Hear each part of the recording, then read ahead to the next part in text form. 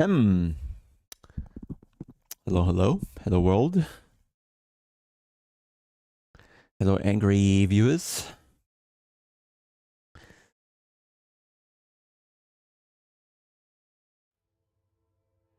Here we go. Oh, I botched it, by the way.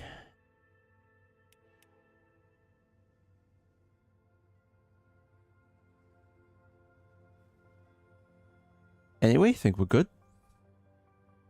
Where is the... Oh, I need to... Let me turn on the other light for the pedal cam.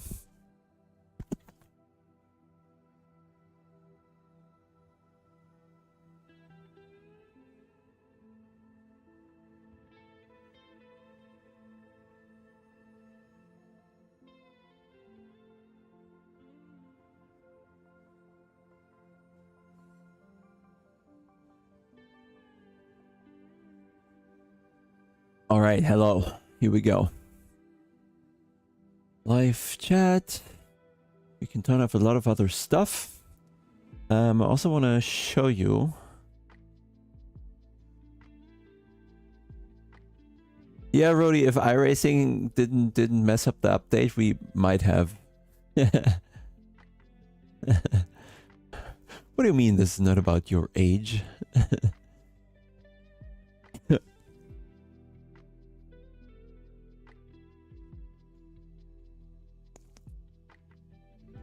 No, today. PC Slip Squad. So LMU today has a... Well, actually, let me just bring up the correct screen and then I can show you. Should be here. There we go. This is the... of course the cam is hiding it. Damn. Here. So this is the event, Multiclass. There are 16 hypercars so far, but 34 GT3s, including Jardier. Actually, I don't know too many of the other guys. But this is the DLC launch party event, so this is the big one. And I was practicing the entire day, basically. Well, not practicing is a stretch. I was just testing out the cars properly in silence, because I felt during the stream yesterday this was a bit difficult, to say the least. I'm torn a bit if we take the Chevy or if we take the McLaren. But anyway, I think we stick to the Corvette today. Definitely not the BMW. It felt the BMW did not serve us well yesterday, but who knows?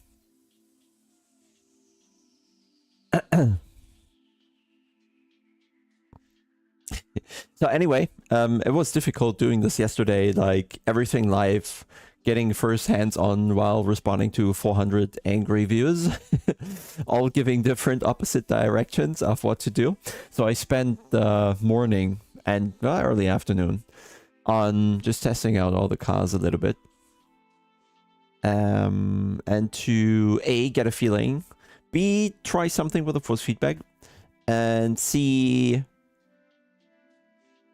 compare them a little, see what's fastest perhaps. I do a free taxi if passenger can beat my time on Nürburgring. Shouldn't be too hard. So, let's just join the practice here. Hoping it works and we get a working livery today.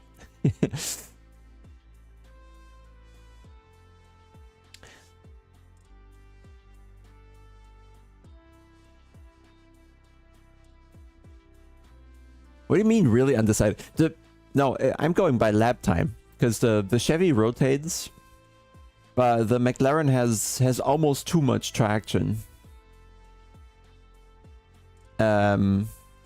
The McLaren has Porsche kind of traction. I think you can turn the TC off, actually. I don't think I had a single TC intervention in the McLaren.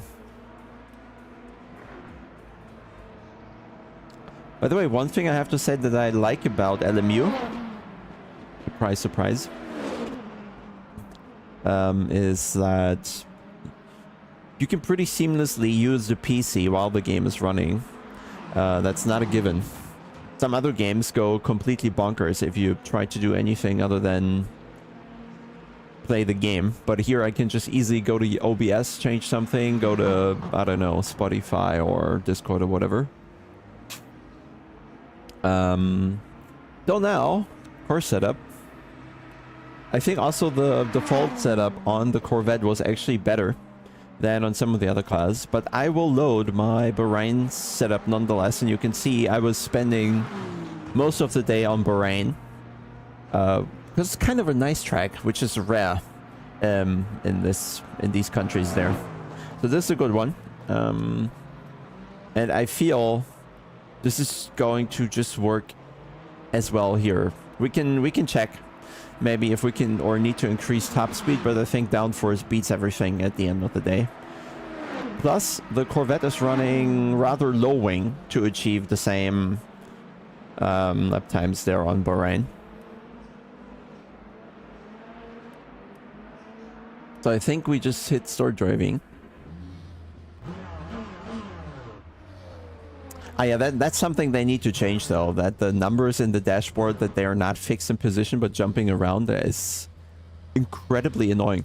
The other thing that we probably have to check is fuel consumption. And then also we need to dial in a pit stop. And how does that even work here? I'm afraid I do not know how yet. What was that not closed? Somebody crashed. So yeah, let's stick to this 50 liters. Let's see what we use per lap. Aitzas, thank you so much. iRacing new tire. I think they screwed it. They screwed it up, I believe, because they are now doing 50, 60, 70 kilometers more in the corners than in real life in the GDPs. Also, what I wanted to show you is here in force feedback. I added this use constant steering force effect. Sadly, there's no tooltip, but it kind of makes this drop off past the peak disappear. And then you're stuck in this weird pizza doughy thing. And this kind of, it disappears a little with that. So the steering doesn't feel as dead and dull.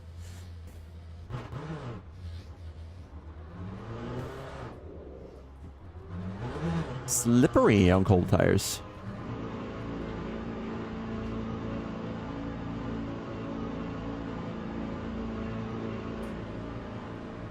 Well, I drove just a couple laps yesterday in iRacing in the evening. LMP2 felt quite good to me. Surprisingly easy given that it's iRacing.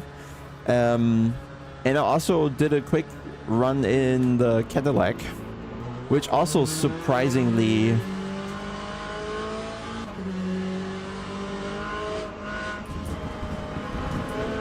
It was also surprisingly good and easy given that it was iRacing. Normally... you jump in and you will spin sooner or later.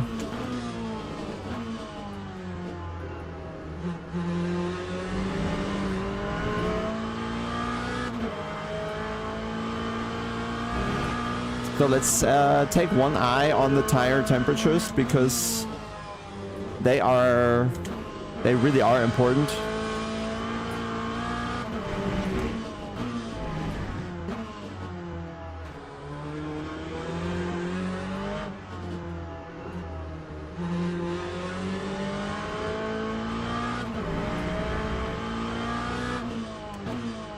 Not Gabriel. Already did it yesterday, but that was without any preparation.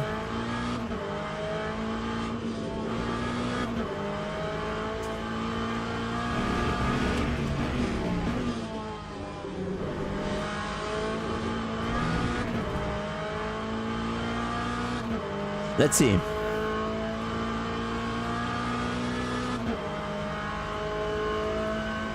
Full-time iRacing, ever considered? Not at all. Not a moment.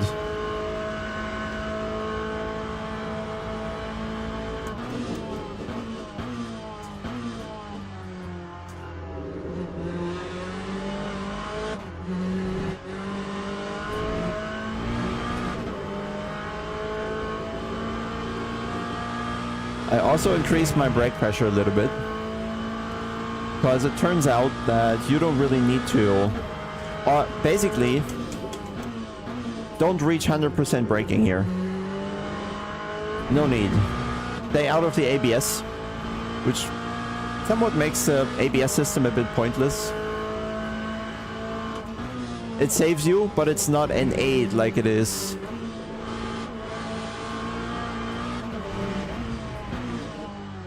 Maybe an ACC.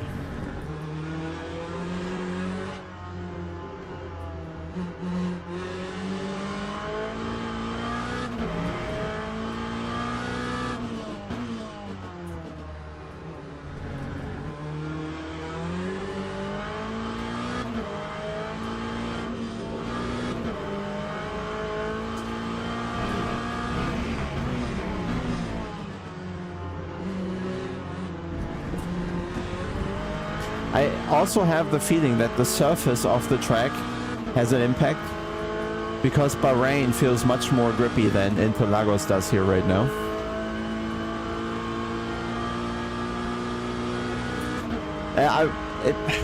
Better is not yet.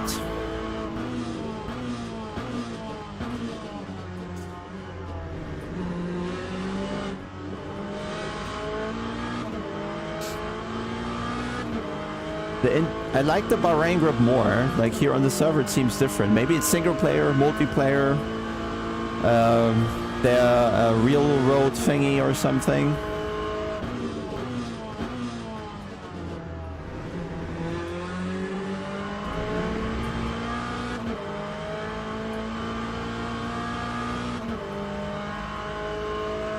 Now guys, you're all thinking of road car ABS. That is something different.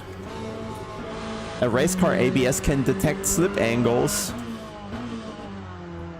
before the tire is locking up. You're thinking 2, 1, and 0 there. You're thinking of a tire spinning and of a tire locking up. You're not thinking of a tire being at the perfect amount of slip.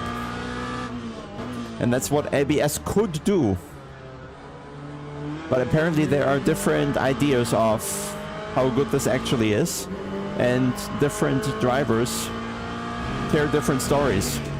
There are some real-life drivers who are saying, well, I can do whatever with the brakes, just slam it and the system was going to work me out. And there are IRL drivers that are saying, no, actually the system is not sorting me out. I need to be careful. So we cannot solve this discussion, and there is no right and no wrong, because both exist in real life. You just gotta let go, guys.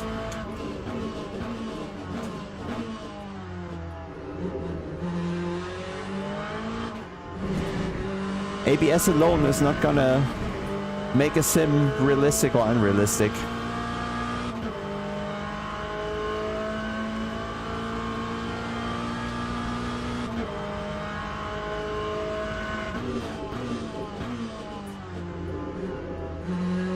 And even here you will feel that you can be similarly quick, avoiding the ABS and activating it. Don't worry about it so much.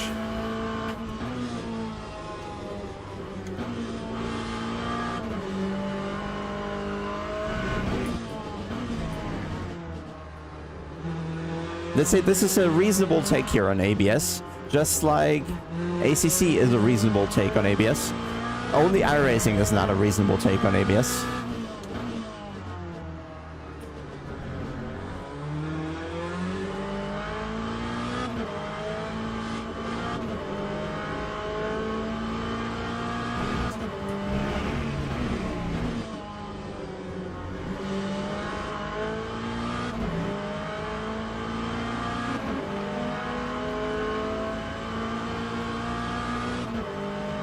Hey, mate.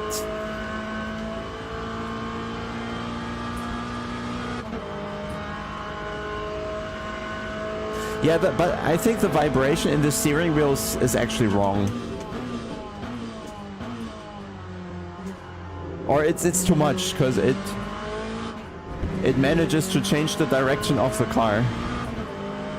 I think that's a bit much. And maybe you can find me some onboard.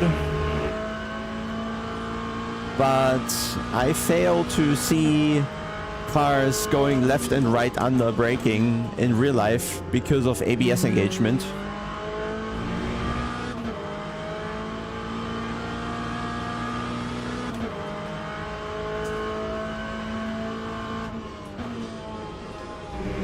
And maybe for me it's a bit weird now because I also activated the ABS effect in the SimuCube pedal.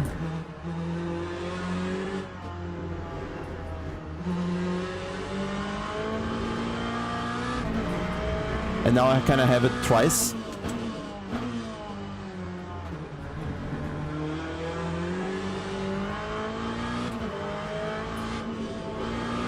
Okay, we need to find a way to take this corner flat.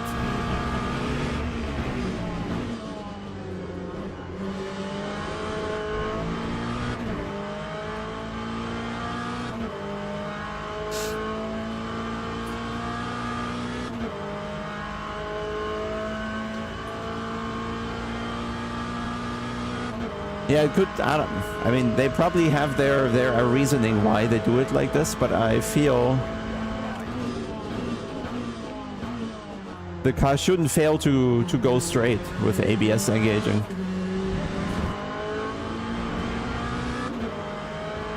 But yeah, it's something you can avoid by just not braking as hard. If you brake a little less aggressive, then it's almost not there anymore.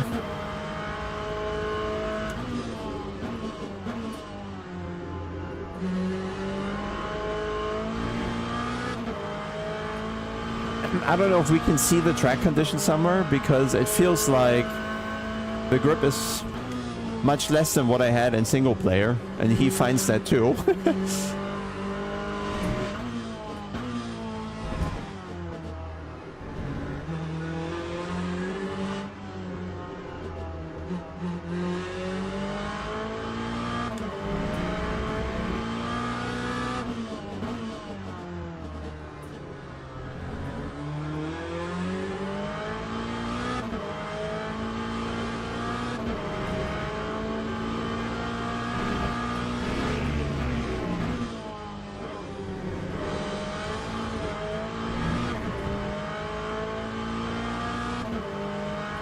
Yeah, Philippa, I agree. It depends on the car. If you want to take the McLaren, for example, the McLaren is very grippy. It doesn't have this as much. Oh, that's a very fast GT3.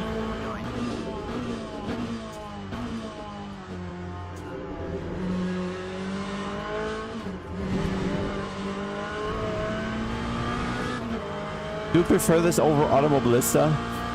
I don't know. The thing in Automobilista is that you have so many nice tracks, especially you have the IMSA tracks, and here you only have the WEC tracks. It's a shame that we have to decide, kinda. That was off track, uh-huh.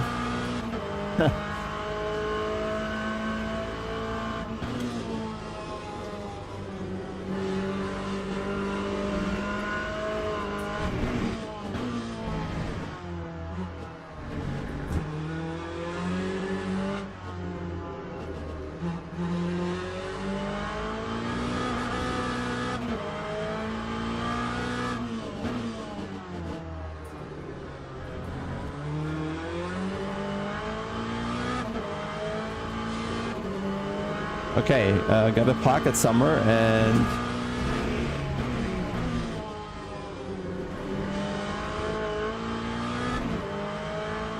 Right, easily more lap time available. Maybe the track gets better? I don't know. Let me do one more lap. Mind you, I started with half a tank, 50 liters, so there's much more time available.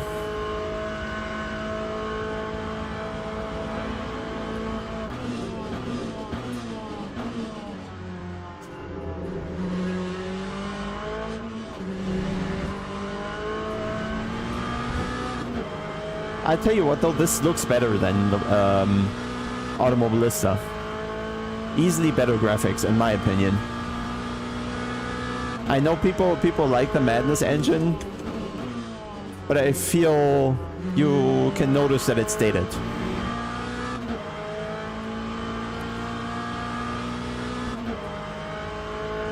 And this actually runs more consistent performance-wise, I would say.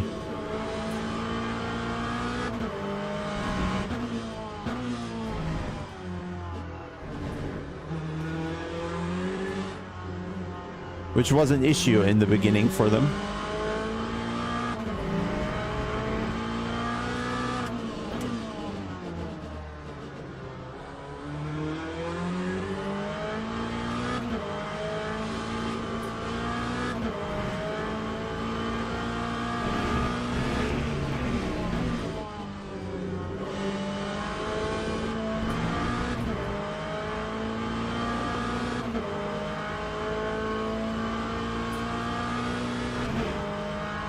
And also the netcode in Automobilista, you can see this, just the car movements of the other cars around you. It just doesn't look that good.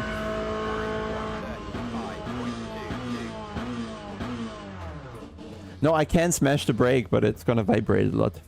No, it doesn't work like an ACC. No, it's just the maximum amount you do isn't 100%, but I don't know, 95. But initially. And it depends also on the car. I feel in the BMW, the ABS was engaging much earlier, basically as soon as I hit the brake. But in the Ferrari and McLaren, for example, I could initially be very harsh on the brake and it will work. Without ABS engagement, it would only come in later. So it depends a bit. Wouldn't judge too early. So let me see fuel consumption here. Does it tell me anything? 2.24 liters a lap. Virtual energy usage 3.3 a lap. What is my lap time? 135. So we do have to do some math here. And let's assume the lap times are going to be somewhere 135. So 95 seconds. And we later have a 90-minute race. So 5,400 seconds divided by, let's say, 95. So we're going to do 57 laps, kind of. Somewhat 57 laps. Let's make it 58, because I guess we have a formation lap. So 58 times 3.03%, which is 175% of virtual energy that we need. And is there any point in saving fuel here in this car? And coasting or something?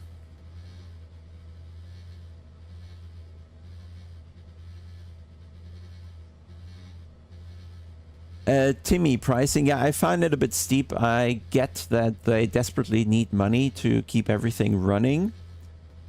Does VR work good enough? I do not know. I didn't have a chance to test that. But yeah, pricing wise, it's early access and they've charged us several times by now, right? You almost get a complete game, perhaps, but then again, it's whatever the price for the DLC is. We're talking 4 cars, okay? And 1 track. I don't know.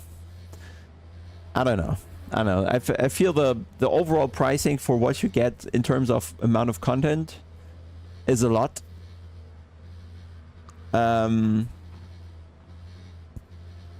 But I gotta say this again, we spend thousands of euros on equipment for games we are not ready to pay for, so yeah. I wish, for example, if we now went to the car setup, that we would still be able to see our fuel consumption and that it's not only in the car, right? Well, that's a bit odd. Yeah, iRacing is more. It's also shit.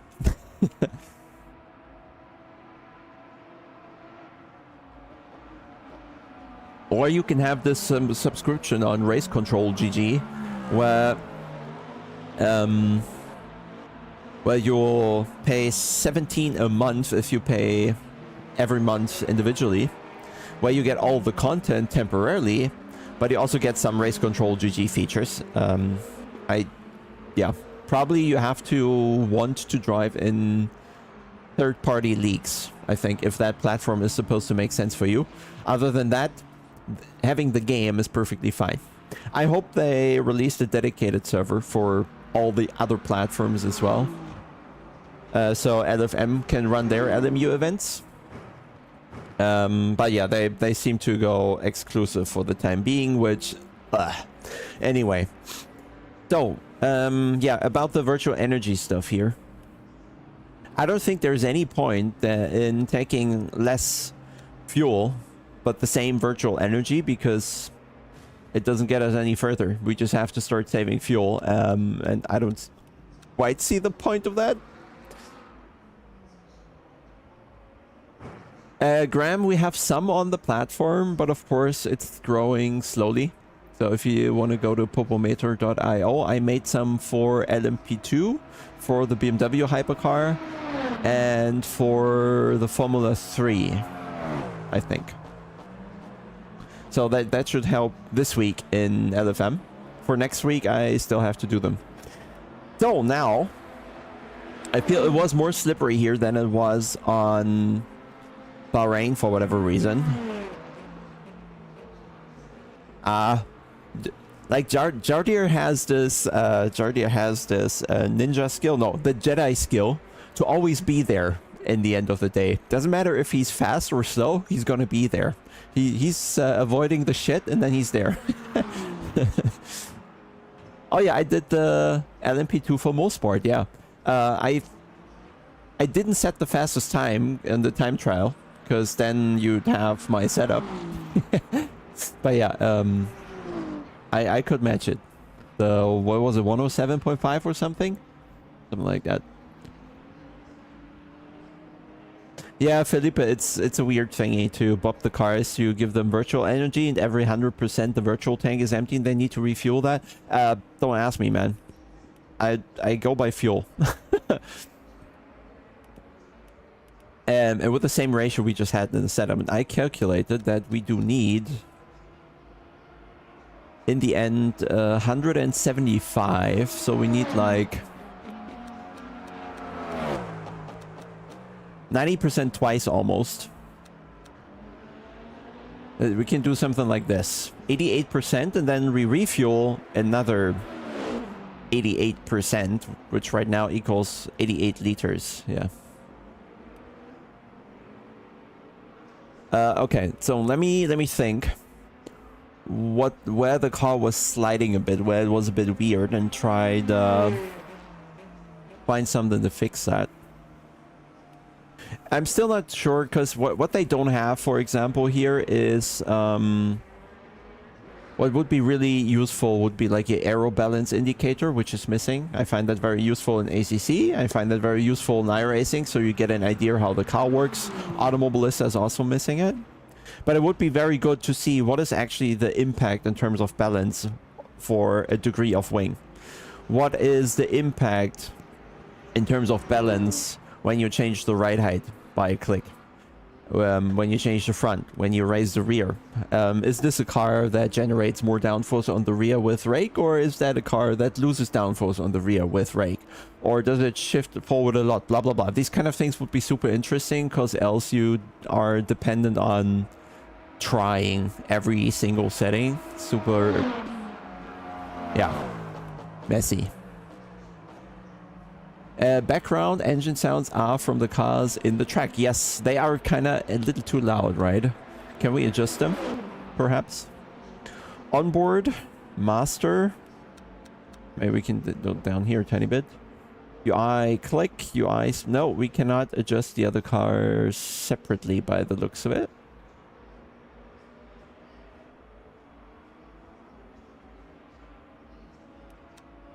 Where are we sitting graphics-wise? Oh, can't adjust here. Now we just keep up. Metric units. Battery units. Doesn't matter, to be honest.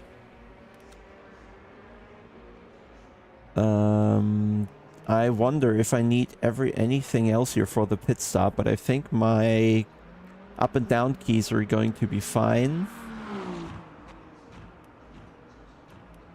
We're not gonna do anything to in regards to that during the race. Skip formation lab would be funny if we could do that. Camera not needed. Interaction. Oof. Too many buttons still here. But I think we're good to drive the race. So let's things set up here.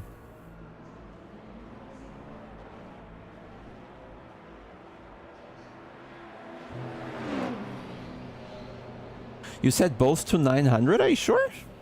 Do you just want to calibrate it again in the game, perhaps? Controls, calibrate? Probably just want to set max, set center, set max right. Maybe try that or so. Use real range from vehicle. Still, I mean, it should be somewhere here. That's my setting here, at least. Just have these on, and then the other you can't. Yeah, then it's tough to do that from distance. Okay, so what do we want? I did have a bit of slow speed sliding about. Hints towards the roll bar for me, if you ask me. Interesting, the roll bar. Well, it's chassis and aero. Then the roll bar is in chassis and aero department instead of suspension. Okay. So let me take away a click of ARB on the rear. How much can we add on the front? 10. But it's not that, because in that high speed turn there, I can't use. I shouldn't need any more front roll bar really. We can try overall stiffer car, but I'm not sure this is going to help us here. So let's try click less on the rear. Maybe we can go up on the front spring a little bit, but again, that's going to influence our high speed as well. So perhaps we add more rake. But what I found useful was to add a bit of bump stop on the rear. Perhaps we get too much compression there on the rear, and this helps us to keep the grip while we also look for the traction here. I'm not sure this is the only car that runs a lot of preload, but maybe this helps as well in the turns to prevent over rotation. So let's see what we can do here. Now also I have more fuel, so maybe keep that in mind. Oh, something happening. Please don't crash. I think it crashed though. No, it recovered. Oof.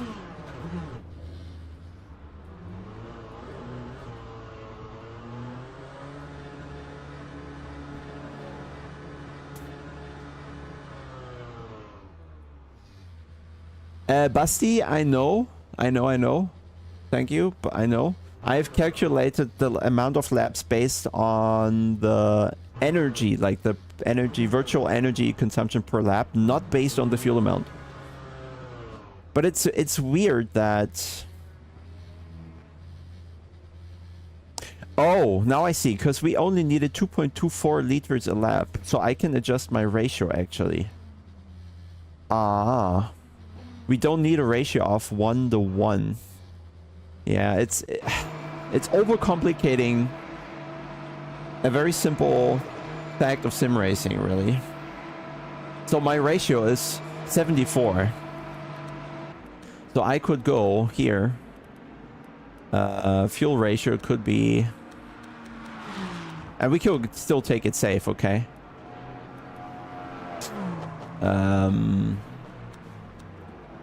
Let's take it, make it 78 and we're gonna be fine. Or 80. We're more than fine. Let me save that. Here, save. Interlagos R.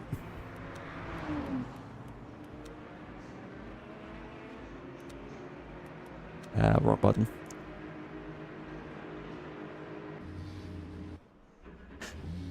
Yeah, Christian, good point. Don't ask. No, fuel ratio only lowers the amount of fuel I carry, but the amount of fuel I carry in the tank is determined by the virtual energy. It's kind of complicated for no apparent for no good reason, okay? For no good reason. I'm using... So what they do is they define how many megajoule per race or per stint you're allowed to use. And fuel then has a certain amount of megajoule per liter.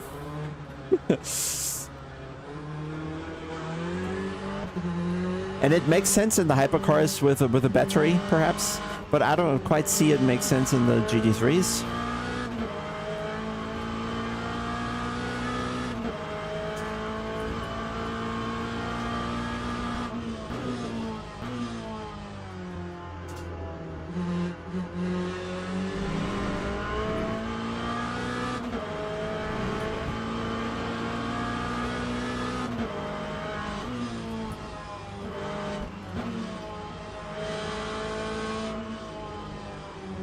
Yeah, but they could just bump the tank size as well, no?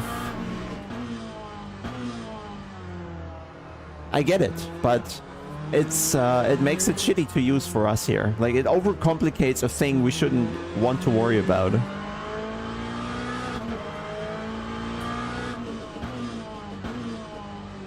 All I want is put fuel in the tank and drive. Enough fuel to make it. I don't care about virtual energy. But yeah.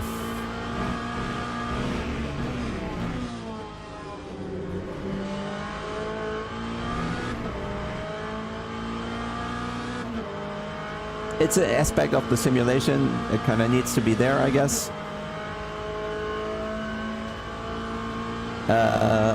I think I heard James Baldwin, since he got it so early, he had kind of a deal, but I don't think anybody else has. Certainly, I'm not getting anything from them.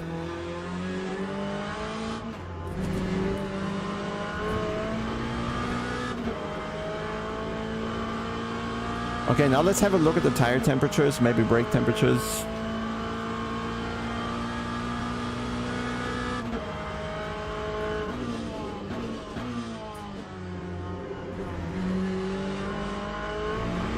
This might feel better.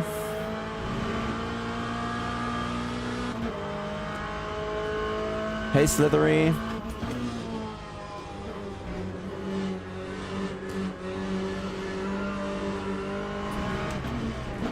But you have to see what this game has is what the others don't have, is a couple tracks that others simply don't have. I don't think Bahrain is in any other, except official F1 game.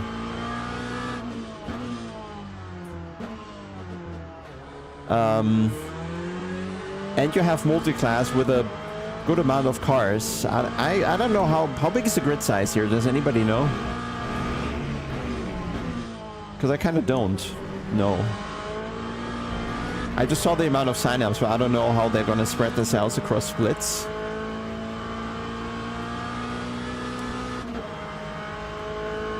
Yeah, but yeah, right, Basti. But in a 90-minute race, it doesn't make sense, right?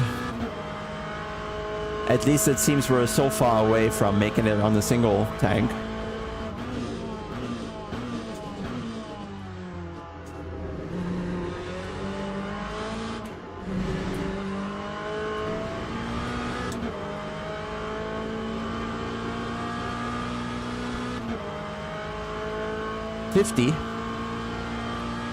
So this is, I mean, yeah, and in the end, this is already more than what Automobilista has, right?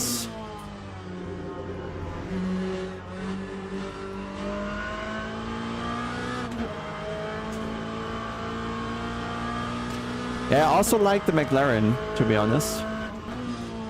Just in the BMW, it was a bit more difficult somehow.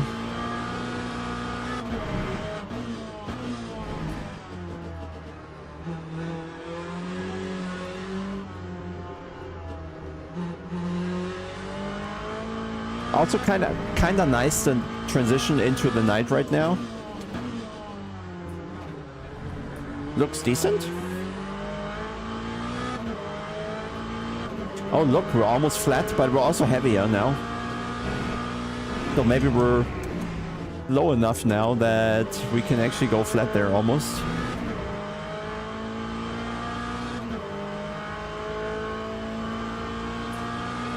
.38 car split, yeah.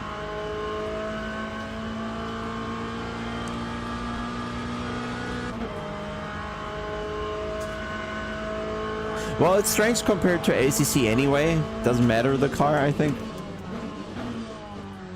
But the BMW also in comparison here to the mid-engine cars was not ideal.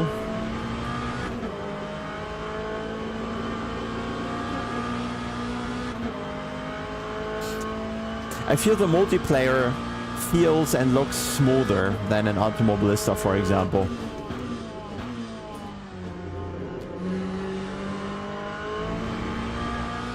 There was just a lot of cars jumping up and down in LMU, sorry, in Automobilista. Thanks for asking.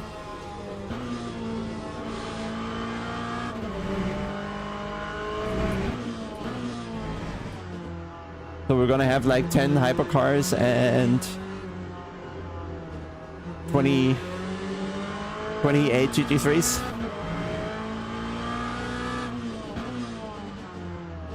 I don't know if it's as addictive as ACC. We'll see. Too early. There was something about ACC when it was new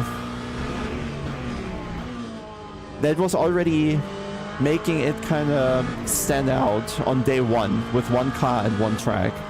And that it was the first game that, or the first racing game that, or first racing sim that had truly focused on graphics. And it felt different, everything. It was more immersive than ever before and things like that. And I don't think any other game can kind of recreate this moment of being the first with a modern graphics engine, kind of. I don't know. At least this is what it was for me with ACC. I downloaded it, I started it, and I was like, what the fuck is this? This looks insane. Even in the first days.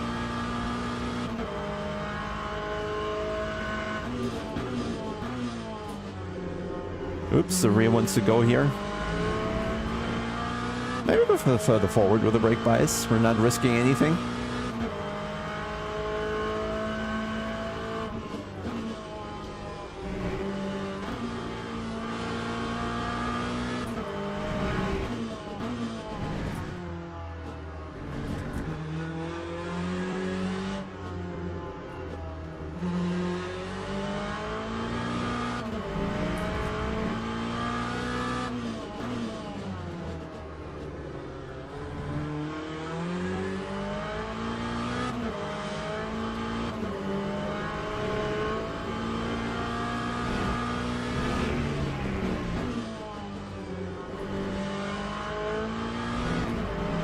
Look at that.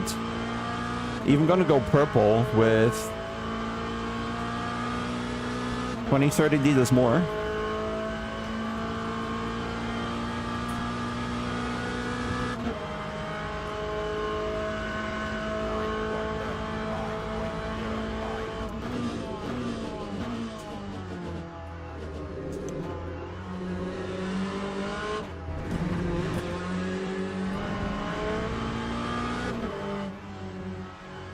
Where's the pit crew?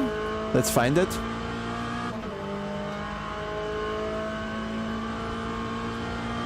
Yeah, let's try a pit stop maybe. Because we will have to do one later. Do we change tires here in this? How do the tires look? Pretty good. I don't know how much they wear. How much slower they get.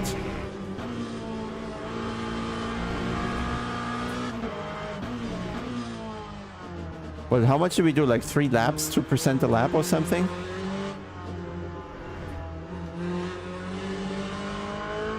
But we're doing more than 50 laps, so they'd be gone anyway. So we need to change them in the middle of the race.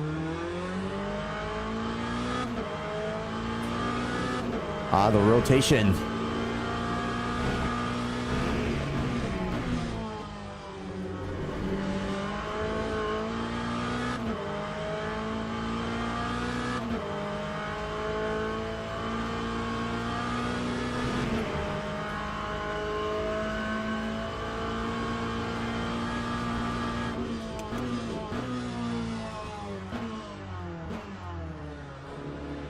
So, pit stop. Virtual energy, another 88% for 28 laps. Tire change. Oh, wait, I'm not tapped into the game. Issue. New medium, new wet. Used medium. No. New medium, please.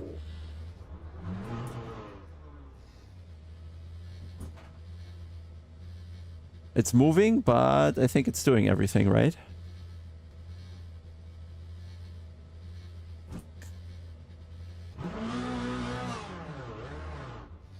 Virtual energy is taking 19 seconds.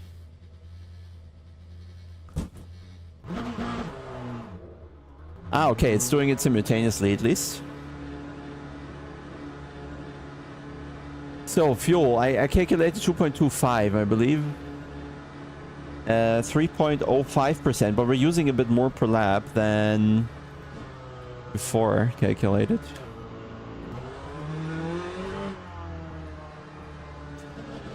Oh god. Remind me that new tire is dead.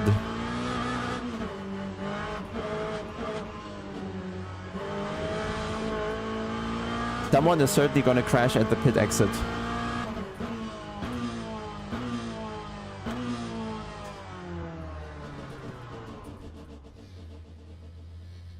Do you even see this in the camera when I go into the ABS on my brake pedal?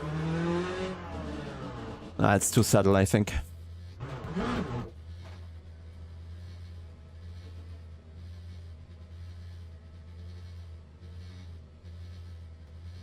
Yeah, but I on purpose took a too high ratio just to be sure. But I can lower it further.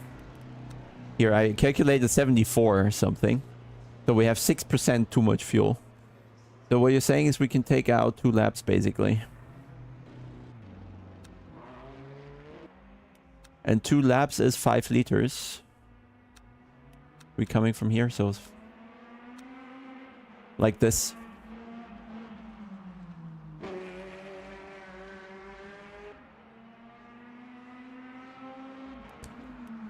Let me save that. So, in terms of tire pressures, there's nothing we really need to do.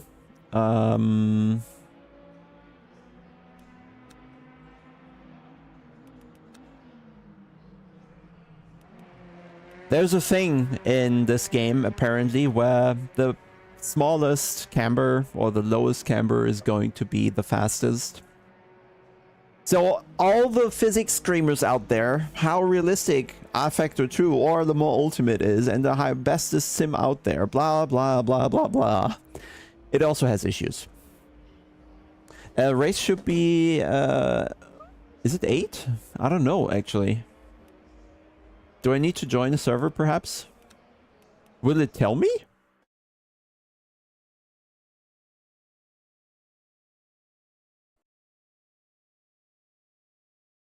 Join event. This is bad, actually. Like, when you're on a practice server, it needs to tell you when the session is starting. Like, really. Because you don't have a clock in the game. This is not good. I mean, they already copied the starting procedure from ACC. They kind of copied the pit stop from ACC. They just need to copy the notification from iRacing.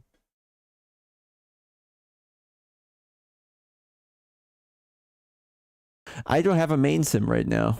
I received a notice in the game. I did not see it. Then it needs to be better placed. I didn't see anything. I didn't see it. Where was it? I didn't see anything.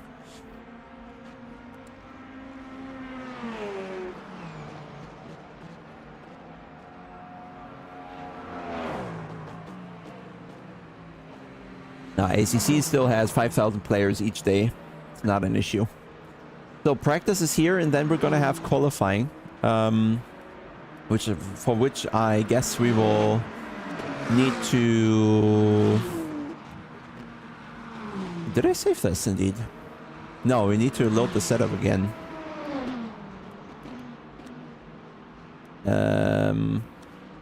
Here.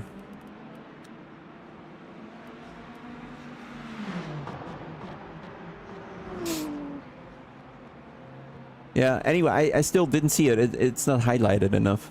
Can't tell you.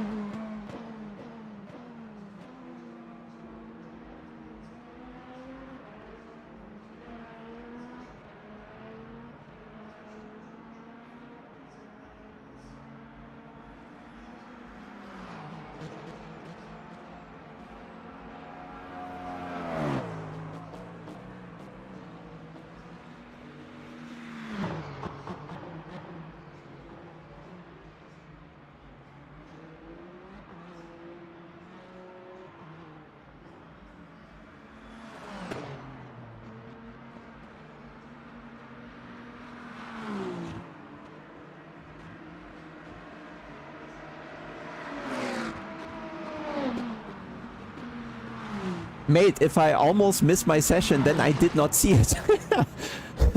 LMU is already working on Popometer. Just go use it. So, now we need to make a new setup, kinda. And reduce the amount of energy here massively. Let's go for... What do we need for qualifying? Something like this, perhaps. Not a lot. And save that for Q. Are you thinking I'm trying to on purpose miss my race? Mate, please. Don't be stupid.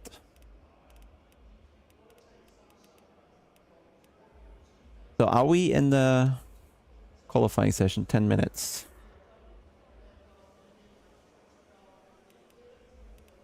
Actually, let's take a bit more liters.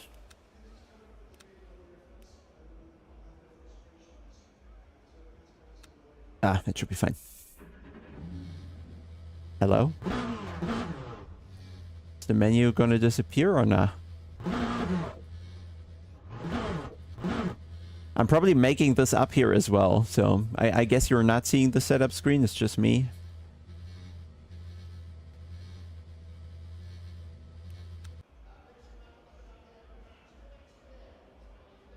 I did not, no.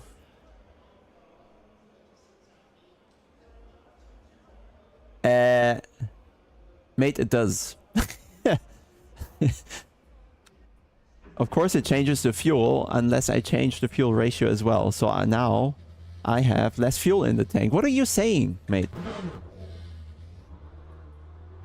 I apparently have less fuel in the tank, so I think removing virtual energy removes fuel as well, because virtual energy is 1-to-1 tied to fuel.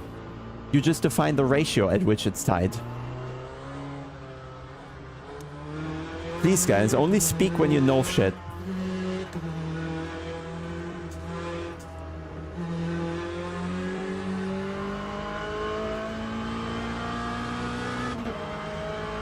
Is qualifying you're alone on track?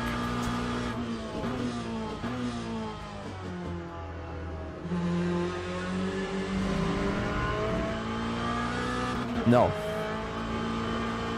I just have a good gap here.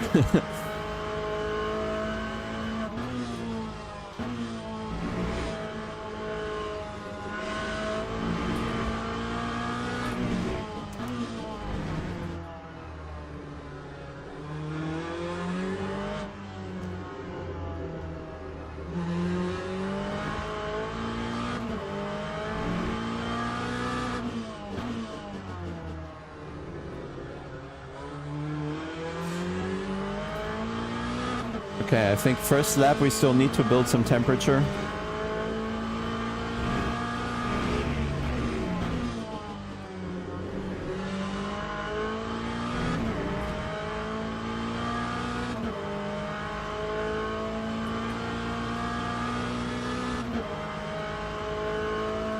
How do you know? Oh, it's solo quali. I just see the gaps where the others are invisible. Okay.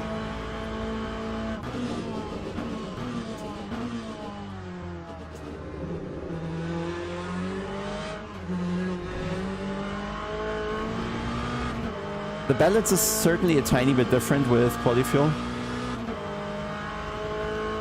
Yeah, Bruno. That here.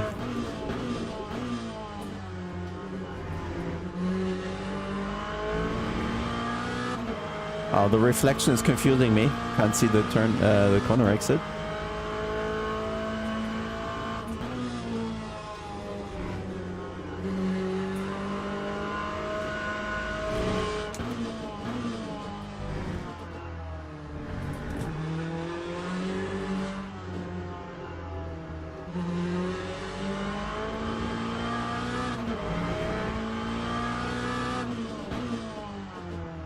Well, this is completely different to all other games. The car rotates under coasting, but just the same as with trailing.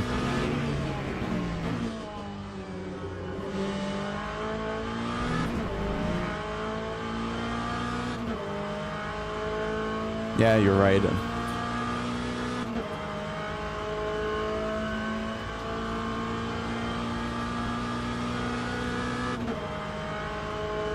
Is the line legal? Well, it's a valid lap, so yep.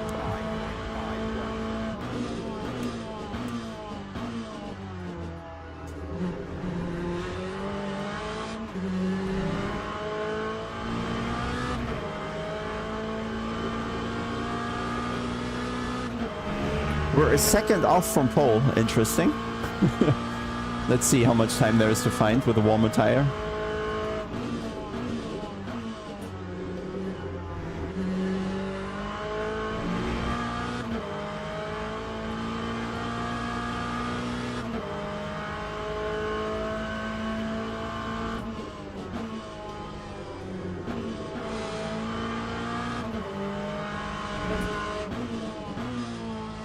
Apparently we can go even wider.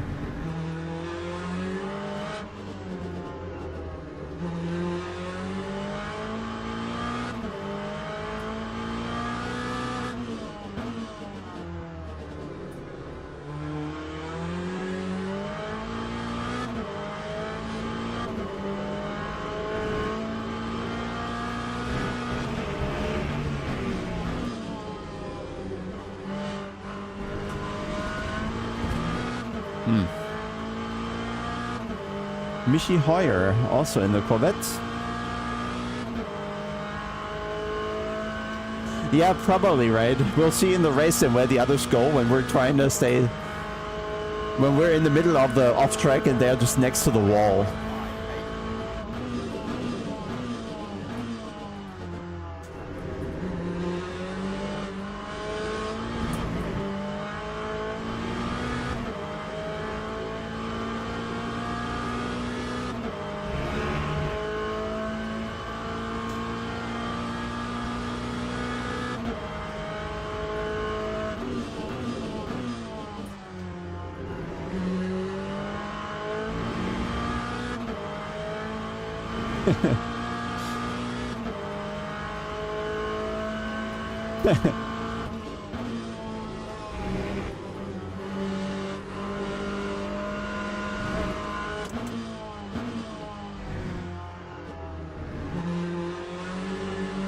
Oh, he was calculating something.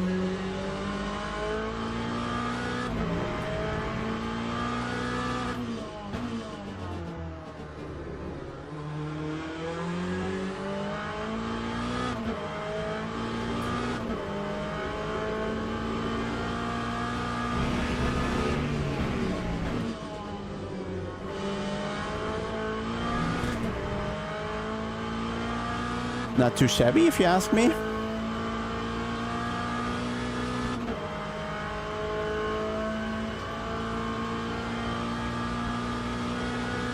Told you Jardy is going to be there. Now we're P4.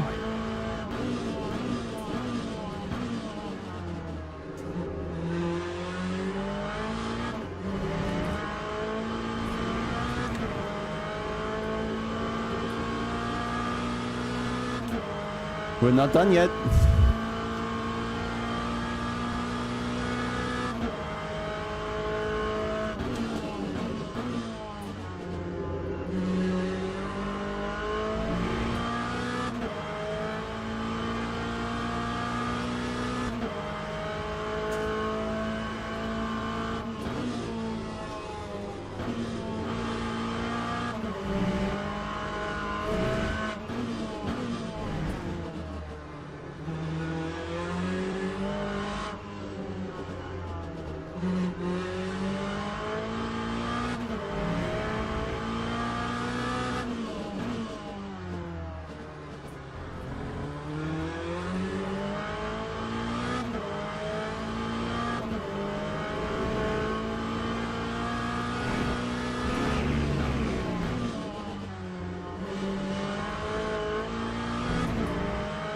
Too eager. Well, we get one more lap though. The time is there. You don't like it? It looks fine, I think. I don't know my exact settings right now as well.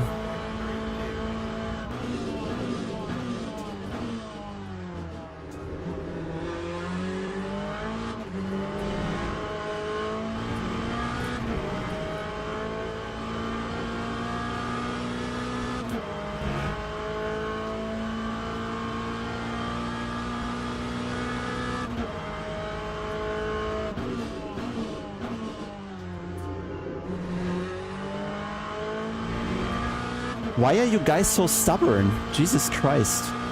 I have less fuel in the tank. What's hard about it?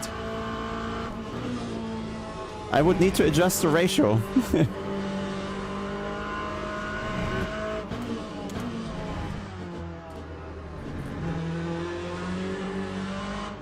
Did you really just take yourself 10 minutes to write that? Jesus.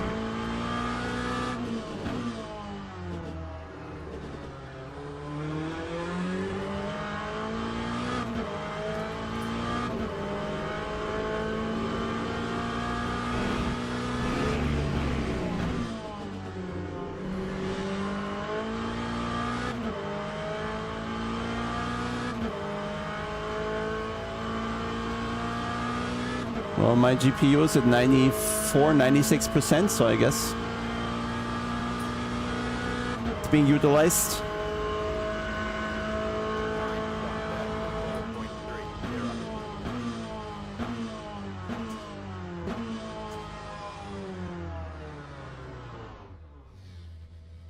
But Simon, what are you trying to say? If we go to the garage, you can see it. Look. I don't know what the point is. If I go to virtual energy and I increase it, you can see fuel carried goes up. Like, what point are you even trying to make? I lower virtual energy, I have less fuel in the car. I go up on virtual energy, I have more fuel in the car. I don't know what you're trying to say. Yeah, I could alter the ratio also. It also works. We just have two dials for the same thing, but there's no point to argue about it. It's irrelevant. Focus your energy on something useful, mate.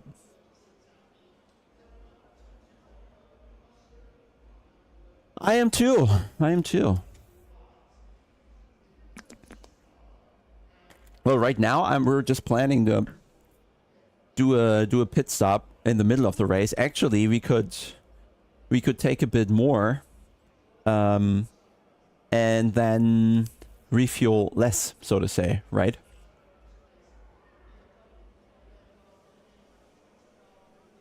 I just have to remember later. Is that a lap more? No, we need to take quite a bit more for another lap.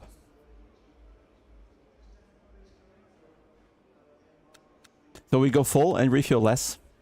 So we refuel 76 or something. Okay. I didn't check my water and stuff. We could probably gain something with better less drag and things. So I can start driving, but I can already set up the pit stop here, right? Can I? So we do like 80. Yeah, less. 76, right? That's what we calculated. I calculated 175 rounded up, I think. Yeah. 176. Let's make it 177. Okay, then we're easy. You can put them at 50, but now we're out of time, I think, to adjust, right? Yeah, it would be... Yeah, we just stay here. 10 seconds. Yeah. So pit stop is dialed in, and now 90 minutes. Formation lap has started. Oh, now we're going backwards. Is it full formation? No, it's not even full, right? It's just half.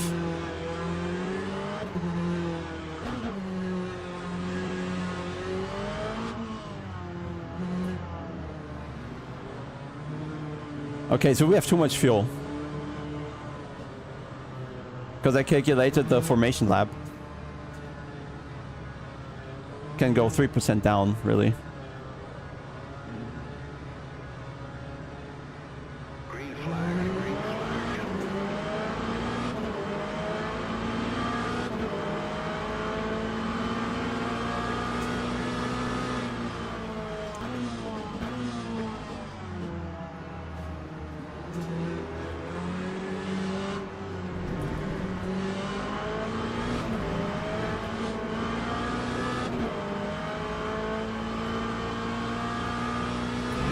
Full tires are dangerous.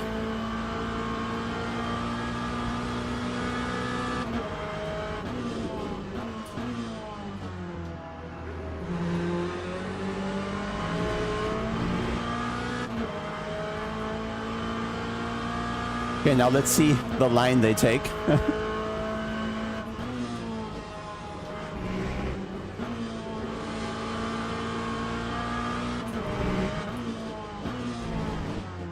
Okay, maybe I'm the only one.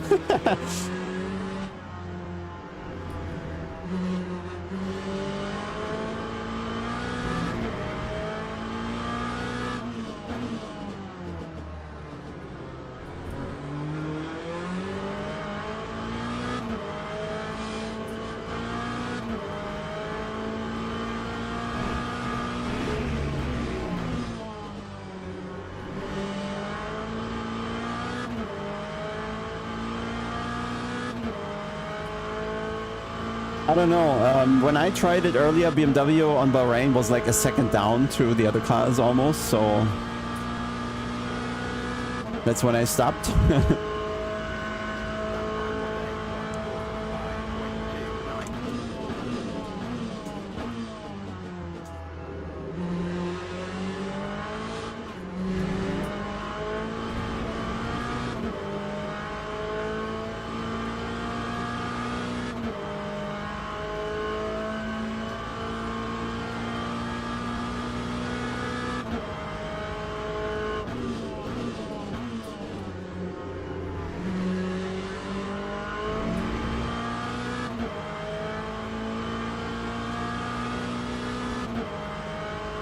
I think there's not a competitive grid yet to really judge. Let's let a couple weeks pass.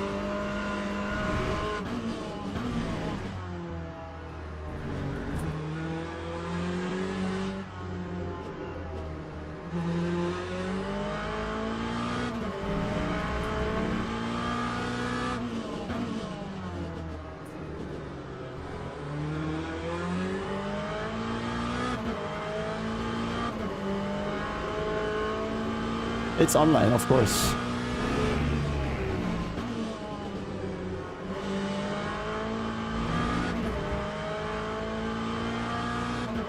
Okay, so we're building gap 2 behind, but we're also building a gap to the front, which is not the gap I wanted. I mean, expected that Michi is faster than us.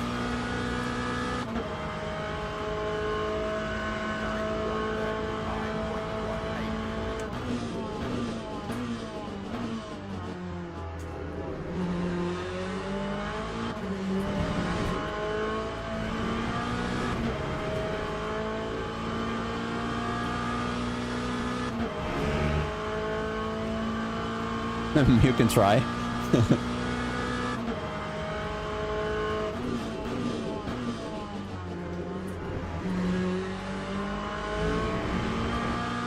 Maybe we can go with the McLaren here. Oh, that was off track apparently.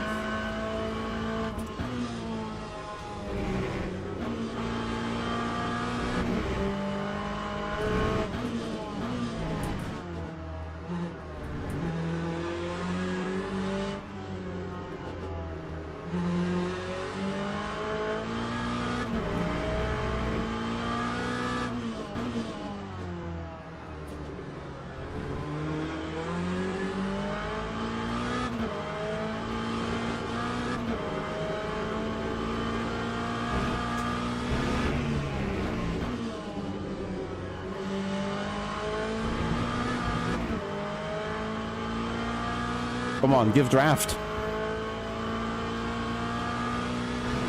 So I think I'm too far behind for dirty air. And the track is rather slow. So barely any downforce corners.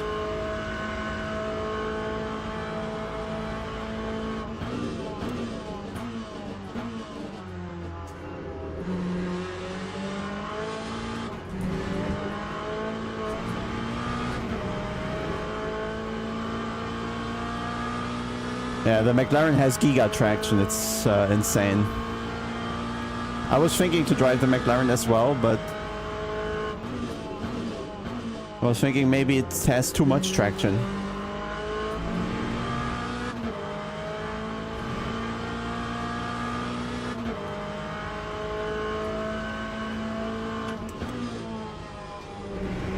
I know, Zepsi.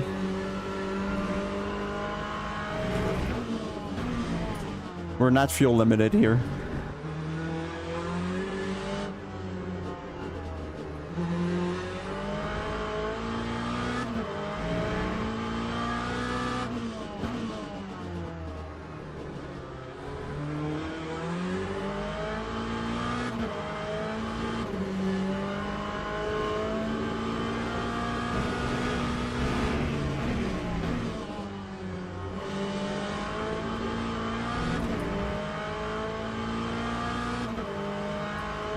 There can be too much traction, yeah. You will have it in places where you don't need the traction, but you still have the rear end grip. And then it doesn't rotate in fast corners.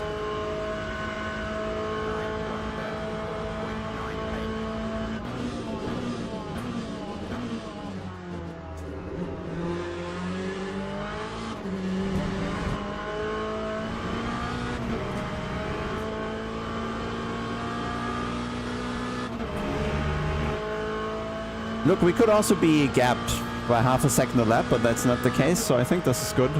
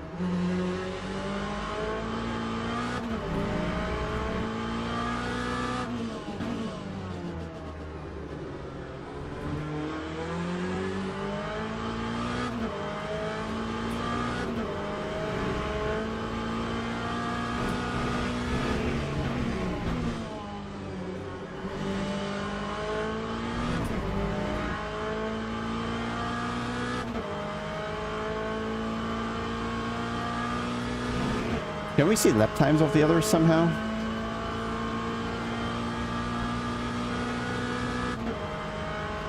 Nope.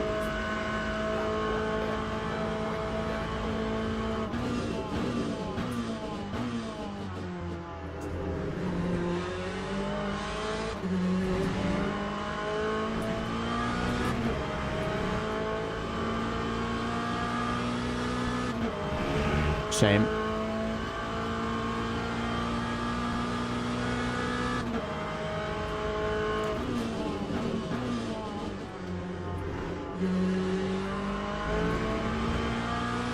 Oh, he makes tiny mistakes.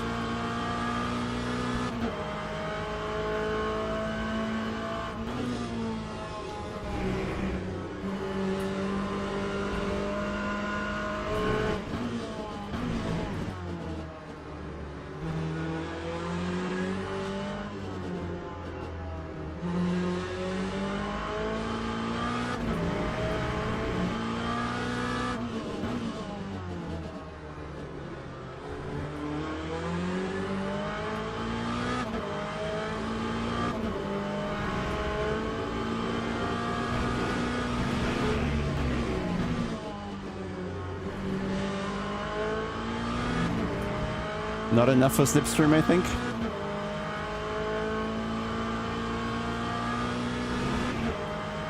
Yeah, just Michi driving style, huh?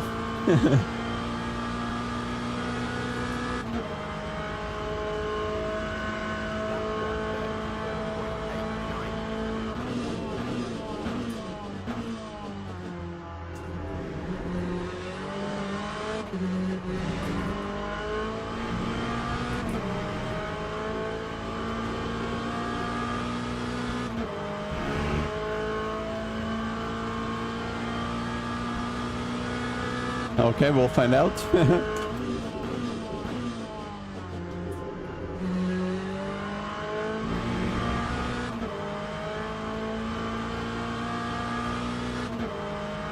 Ah, okay.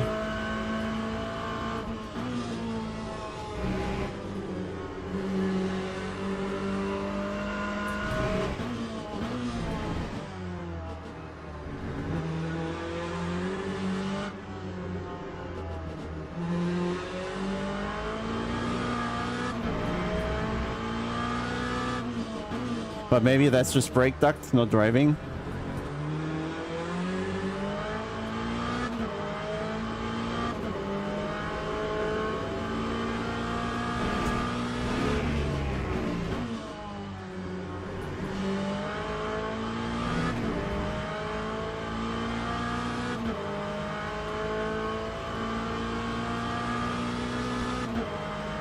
Well, we're definitely still here.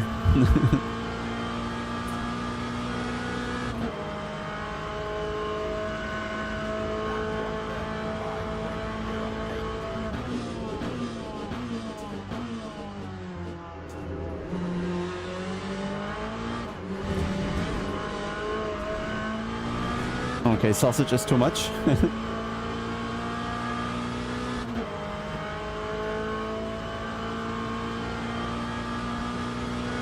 Okay, yeah.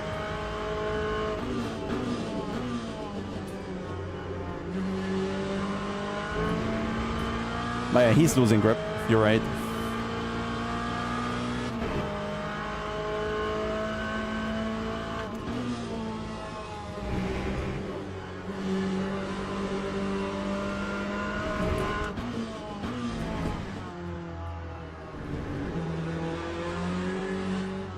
So the McLaren is going to be the problem.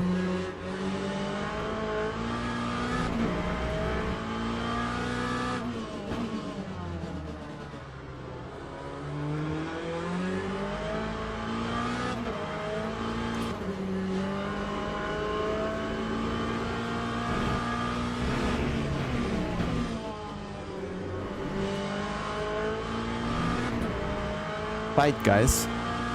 Go fight.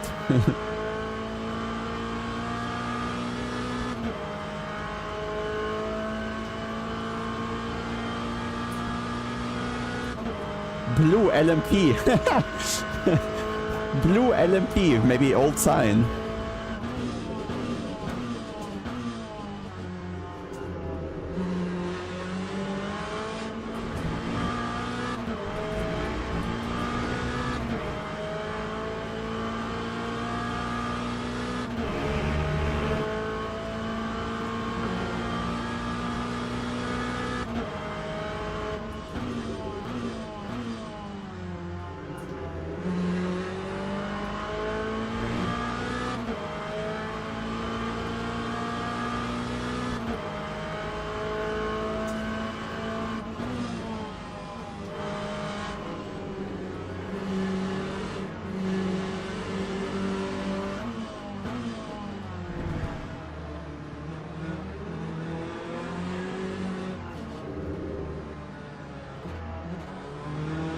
Oh, come on, man.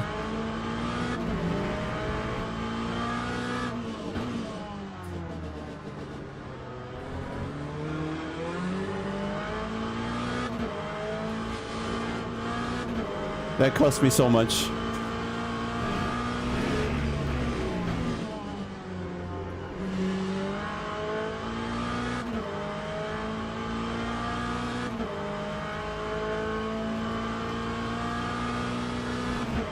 Man, now they have freedom to fight for a lap at least.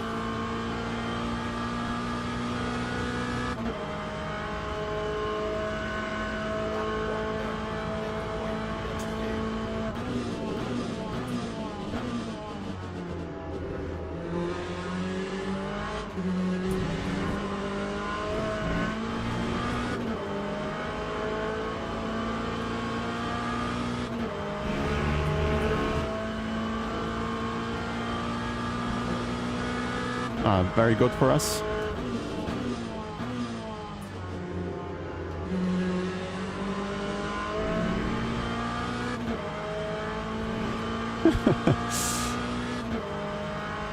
How many are there? Damn it.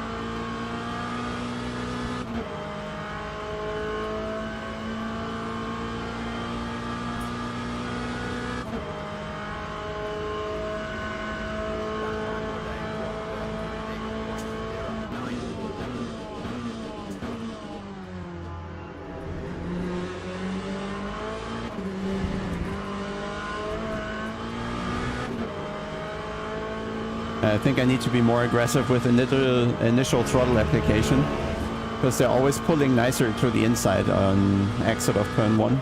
I'm too careful.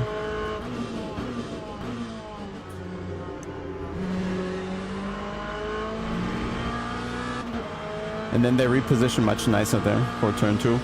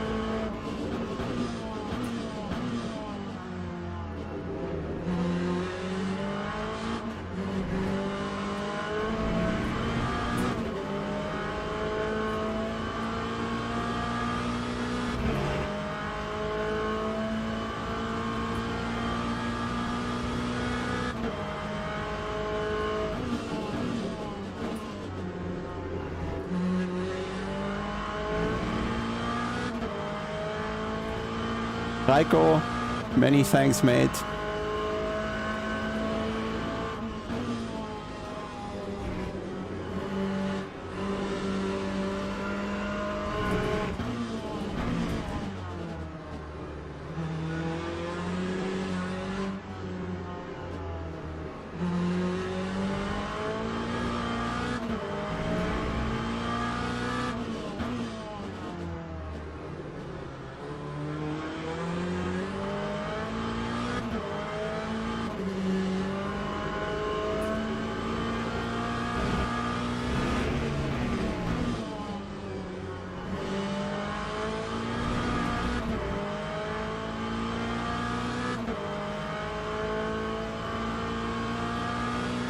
I just changed the car, mate.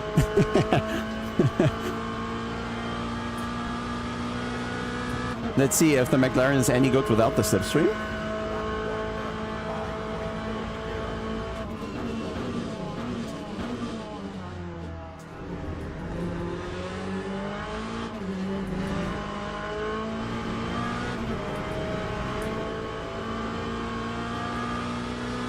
Hard 4/10.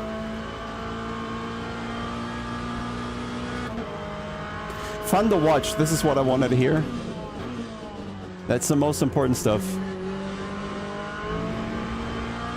If you have fun, I have fun. If I have fun, you have fun.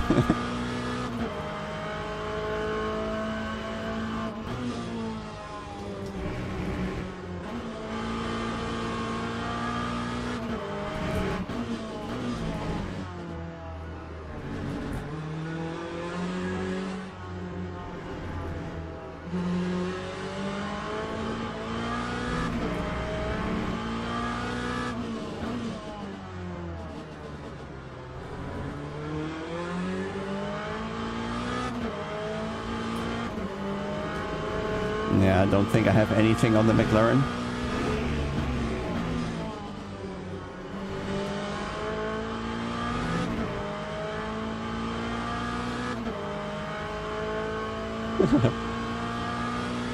Do the wipers do anything?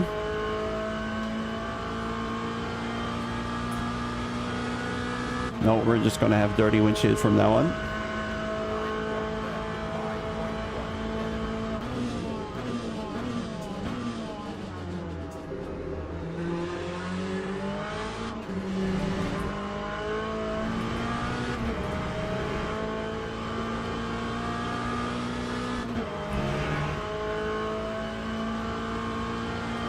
Why don't you make 2 windows?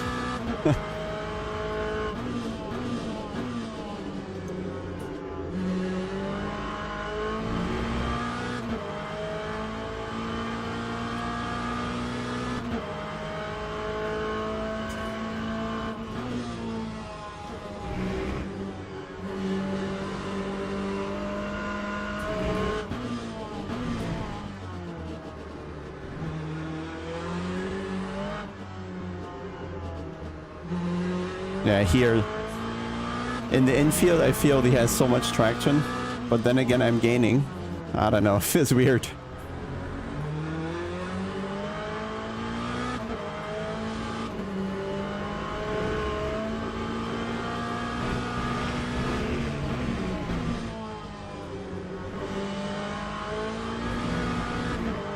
Come on, please overcook your tires, mate. Go. Live tire data on LMU? What do you, I don't, something?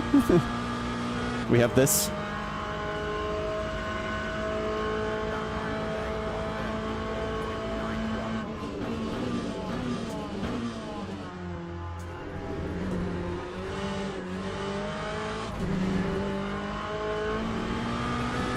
That was too sideways for comfort.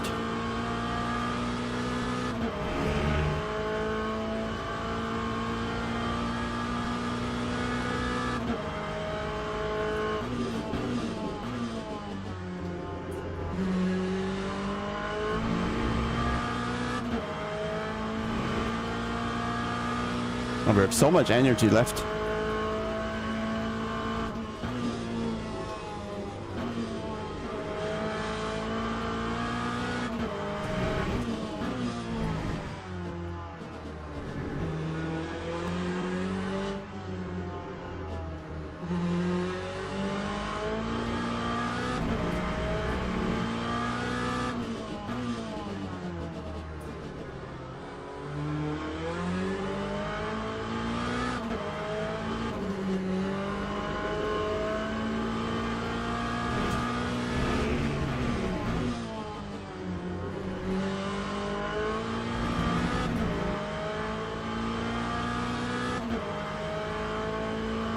I think we have a shot here.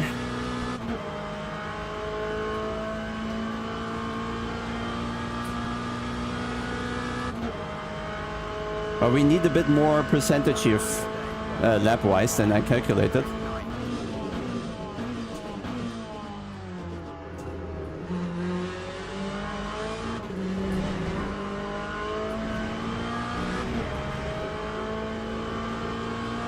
But then again, we had one lap extra, right?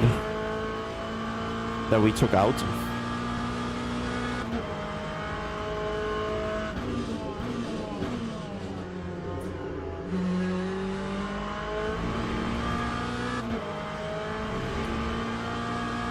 Hey, Emil, something for after the race, perhaps?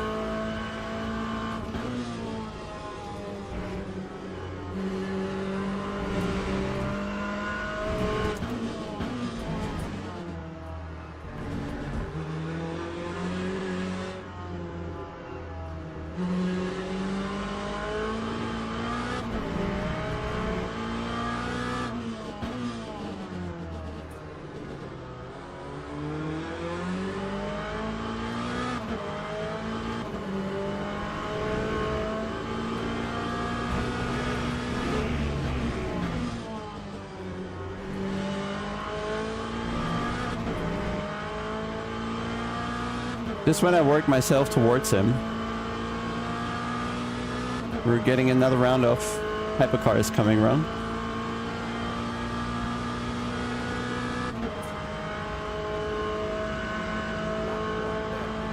Good, good, good. Hold them up.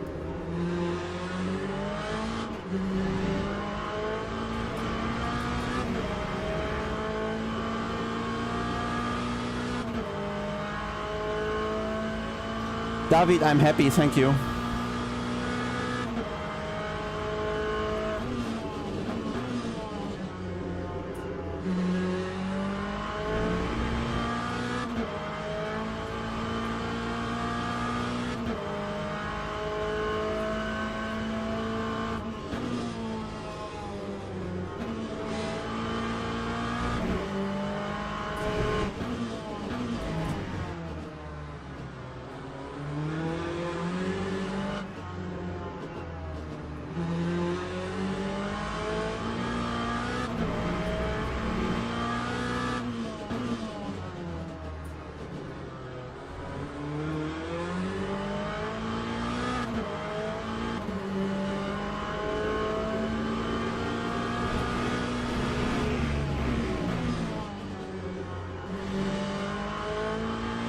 No, this would have been my chance. He lost momentum.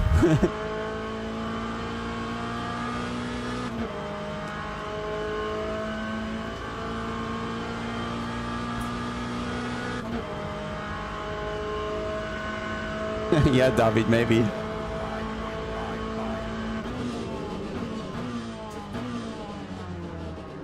I think you're technically right.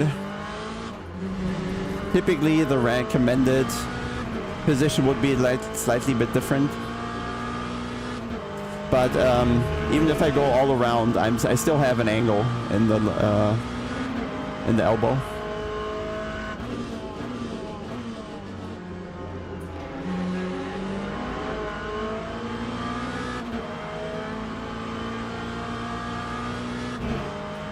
Let's go.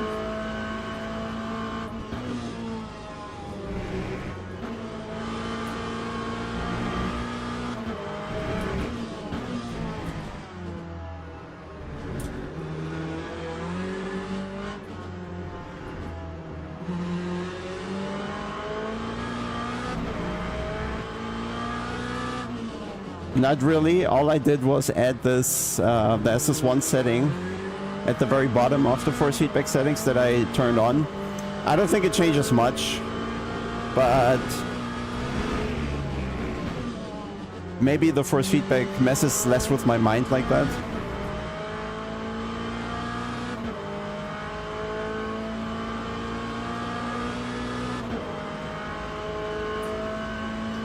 Slipstream is non-existent.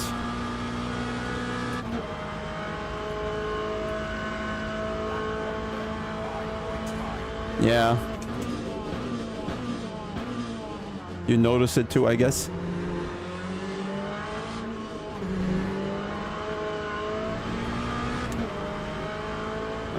Come on. No, it's open setup. I didn't have time to adjust the ducts for engine and brakes, so probably there would be a little more top speed available.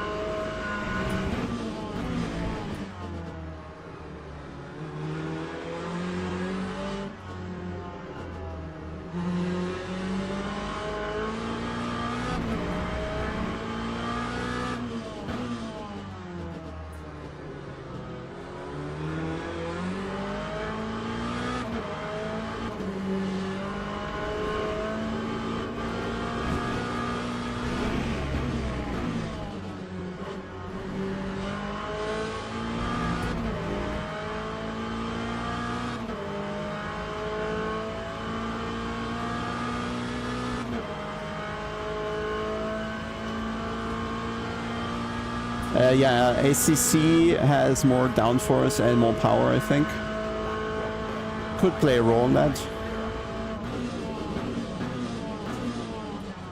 If you have less downforce, you have less drag as well.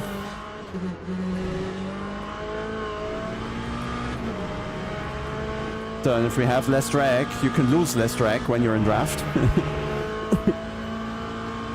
Yeah, different rules, Pip. WEC has less downforce and power.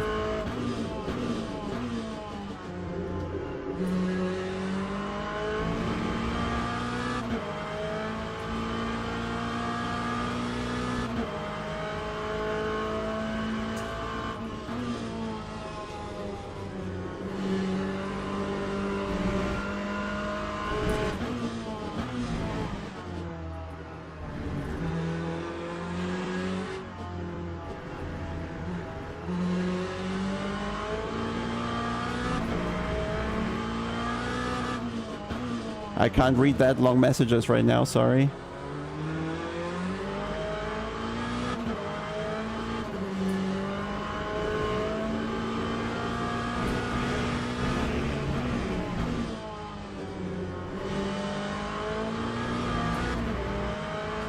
Yellow.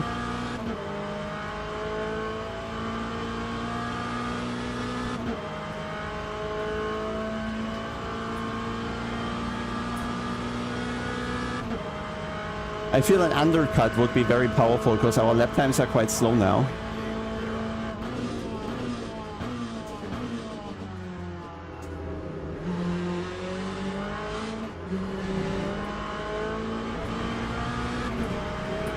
Yeah, no chance out of this turn against the McLaren. Damn it. Yeah, iRacing Rain is very nice.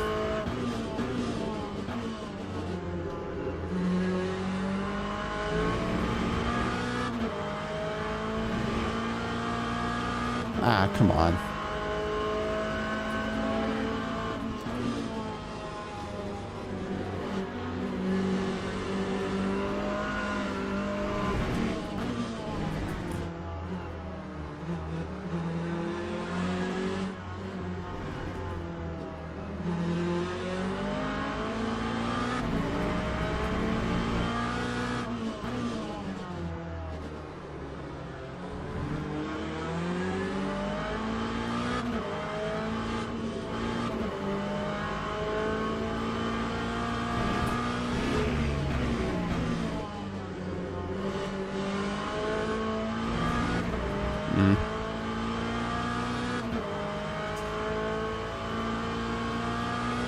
Feels my tires are giving in a little now. I tried iRacing Rain, yeah. Oh, the wrong answer to the wrong question. I tried the McLaren on Bahrain only, and it's very stable in comparison.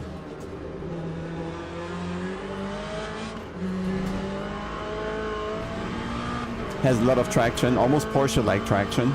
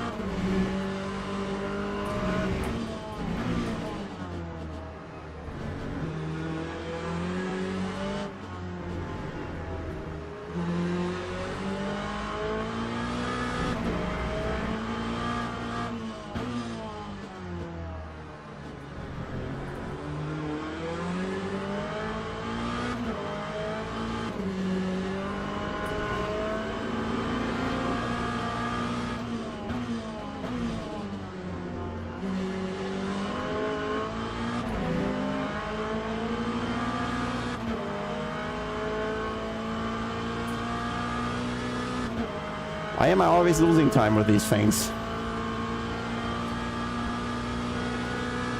Hey, Alex.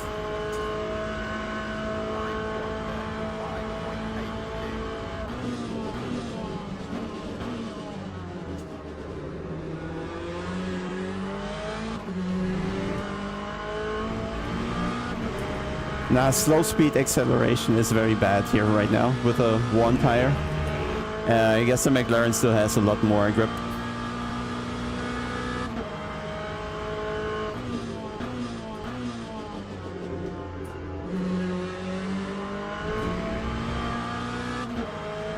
Getting very slidey now. Almost feels like Rennsport tire saving, but just that in Rennsport this happens after 5 laps. Or used to happen after 5 laps.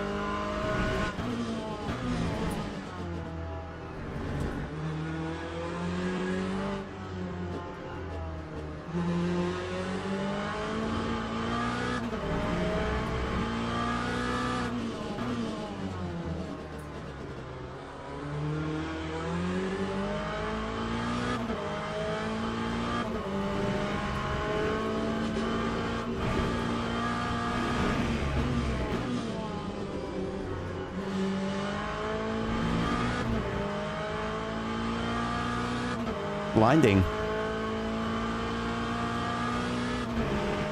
Top sim racing games? Ah, come on, it's not that hard. In no particular order, ACC, iRacing, LMU, Automobilista 2. There's nothing else.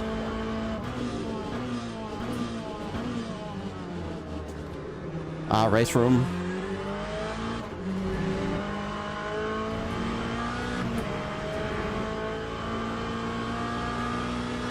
Oh yeah, we need fresh tires. Nothing until next month, yeah.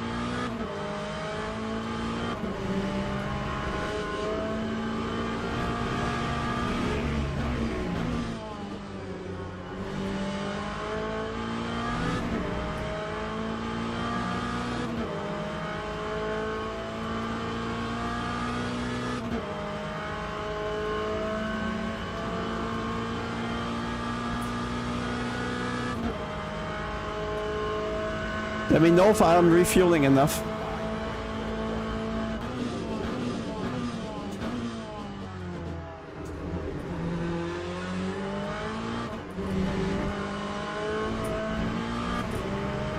We're refueling 75.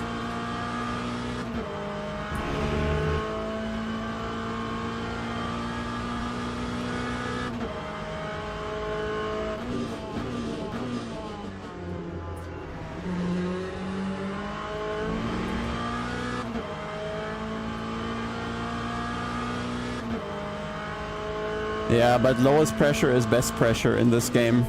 It's just a game thing, not really a WEC thing or anything. Just a game.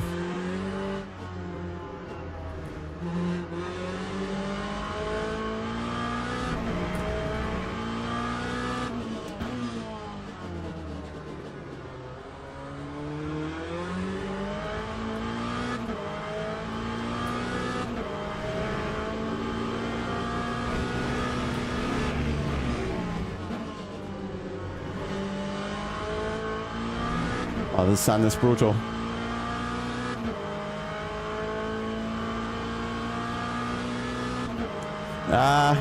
It's too much turn-in by now. Hey, Kaika.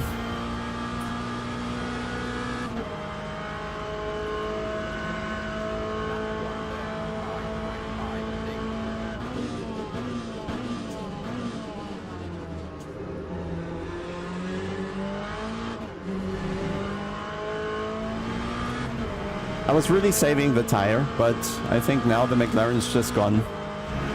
Can't keep up.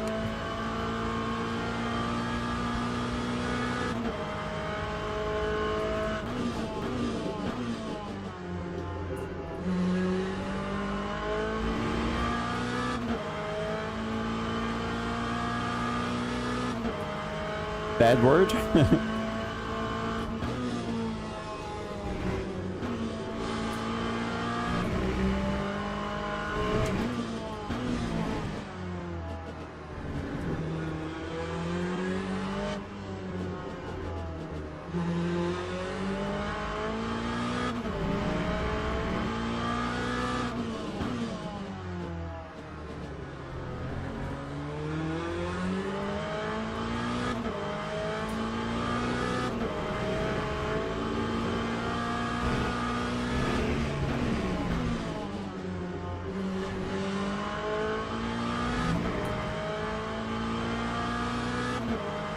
No chance. That was a good lap. He still gained.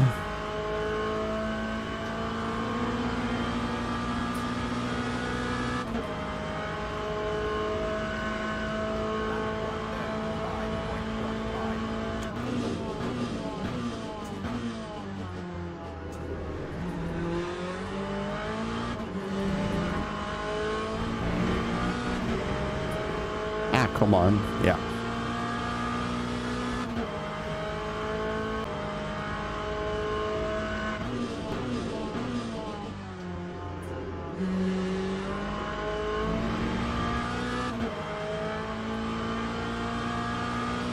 Yeah, I drove all the cars. But just Bahrain.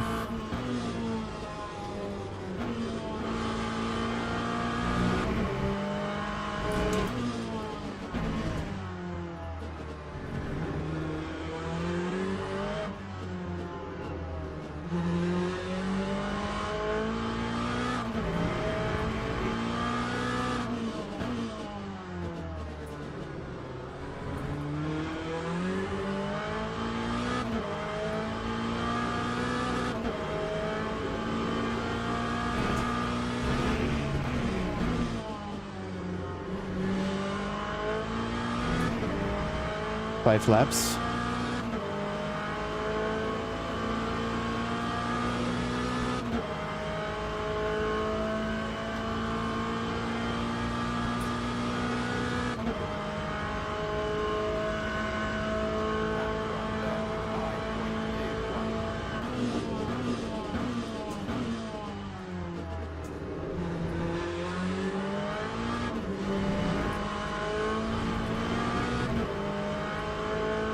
Come on, Corvette.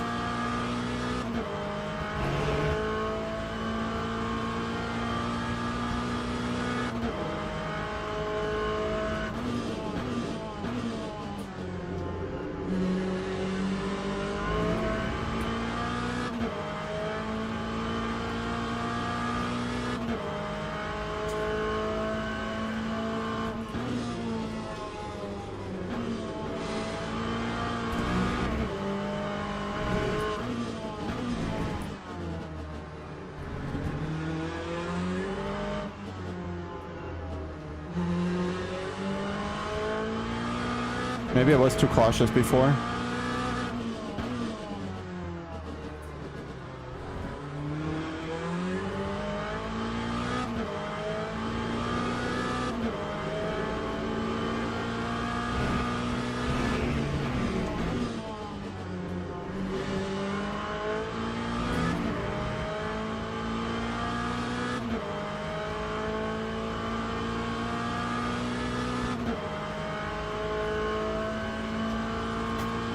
Four laps to pit.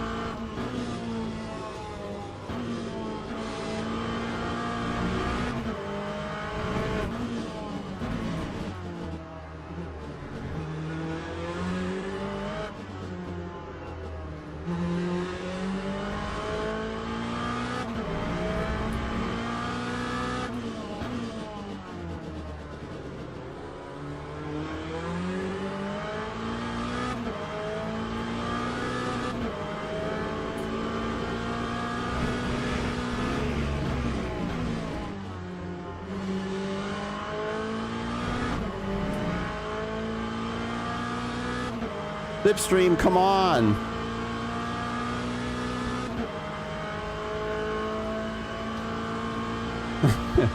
Oatmeal.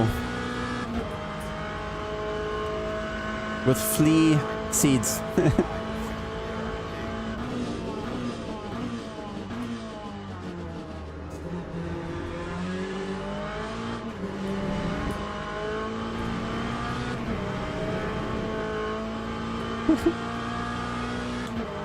For the fibers, Pip. Flea seeds are 75% fibers or something.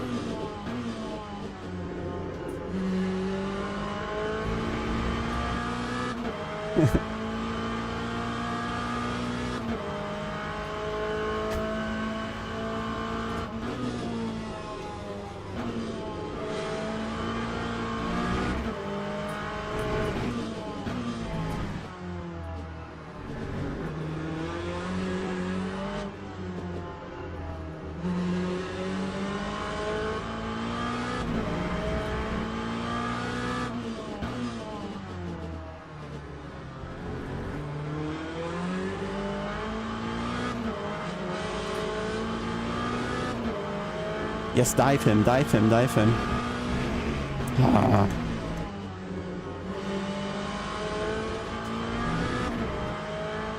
Two more laps. But we're using much more energy now. Why?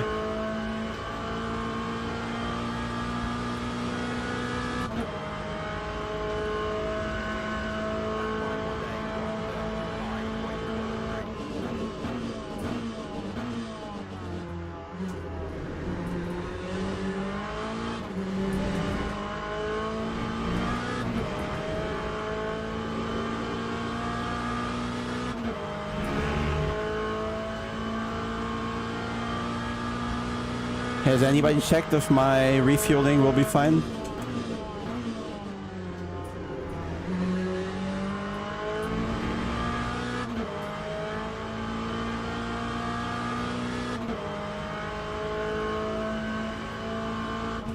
I'm refueling 75% right now.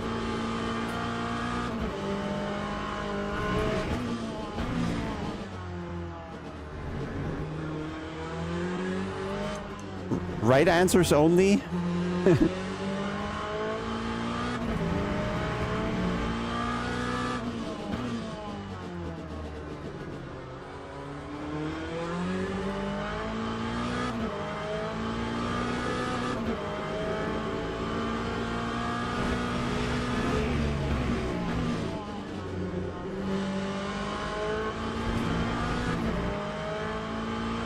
No, box next lap.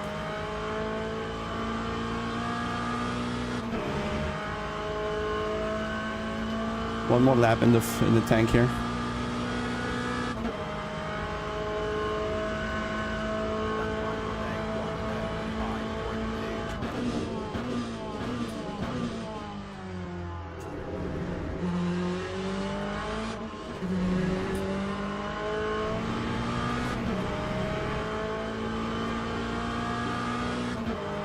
What do you mean save fuel 70 liters?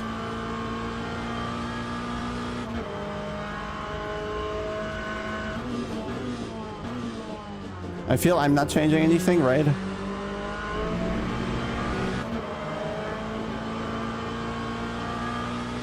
Why is this a warning?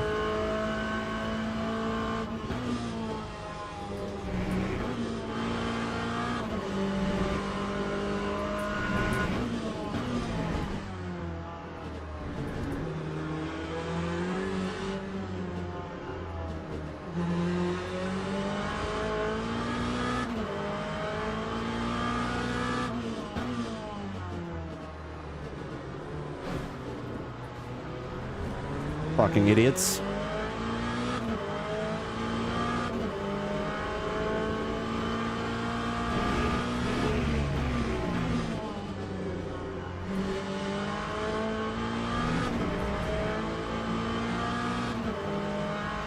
Save one lap? I can just add more.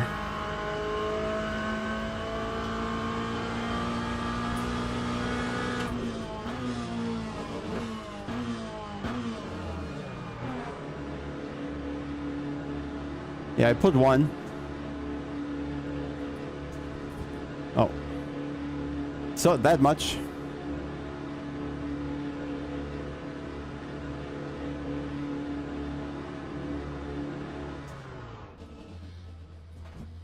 Oh, that was fast, I think. But it's already doing its thing, so it doesn't matter anyway, I think.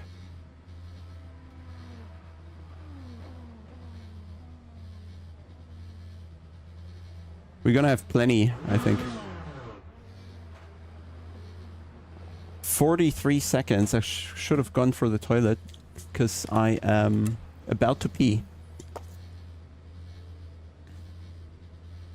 Well, it's refueling normal fuel as well, but it's yeah, timed by the virtual energy amount.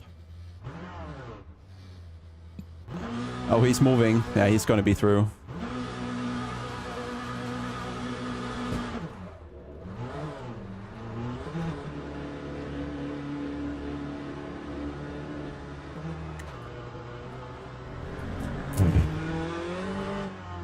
Okay.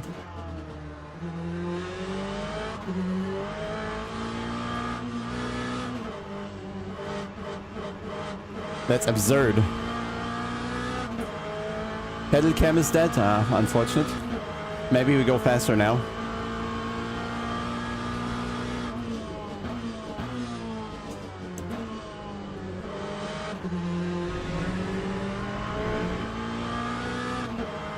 How bad is the damage? We'll never know, I guess.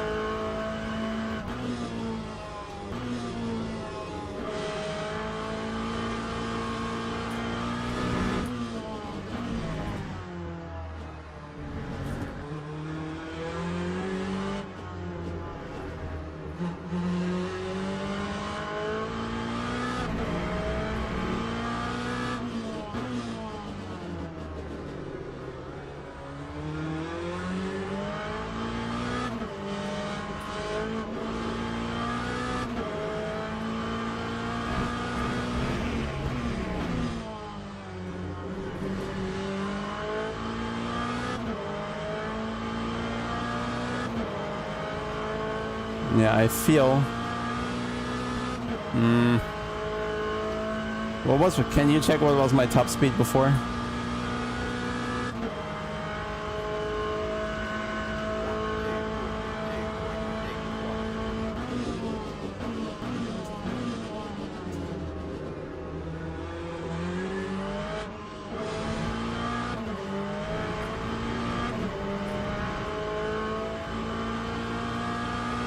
Well, the tires are incredibly shit when cold.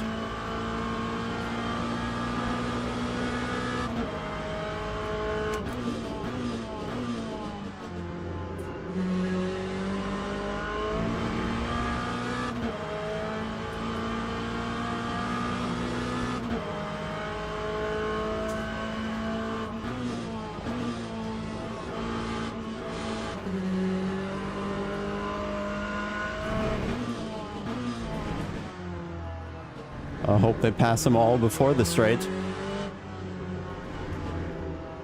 Probably not.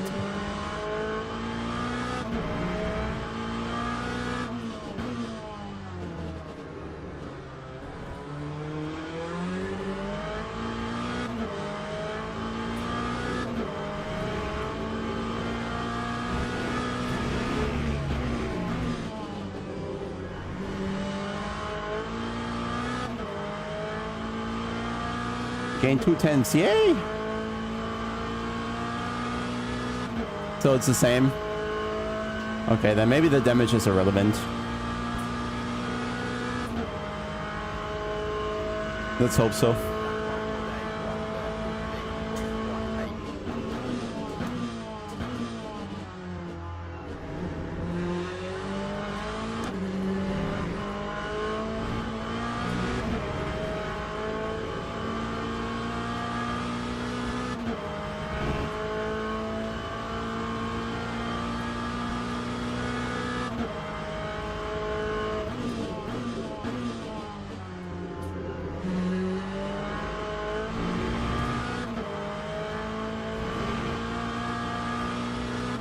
Let's hope so.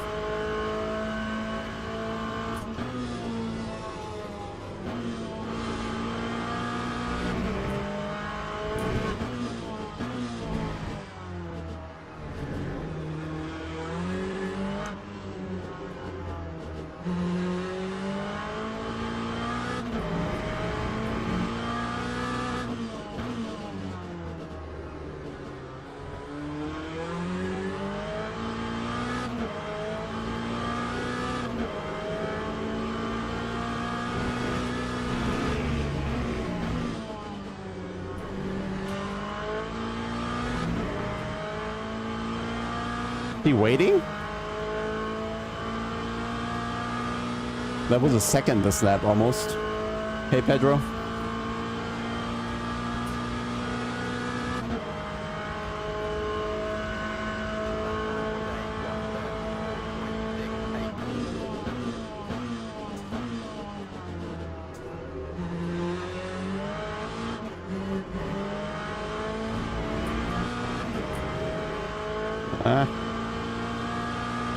Good with the warning still.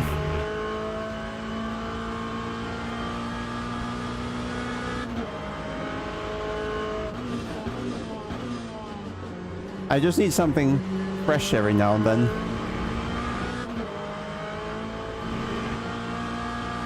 And we've done so much ACC in the past. Needs a breather.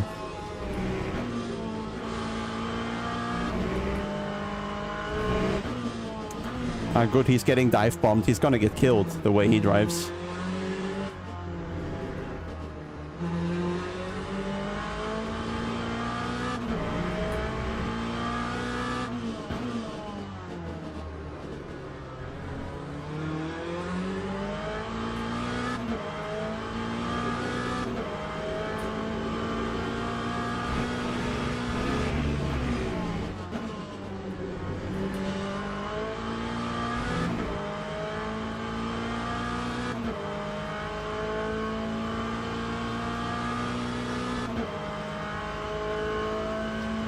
Yeah, kinda. And I guess with the McLaren having more traction, it doesn't use the tires as much, perhaps.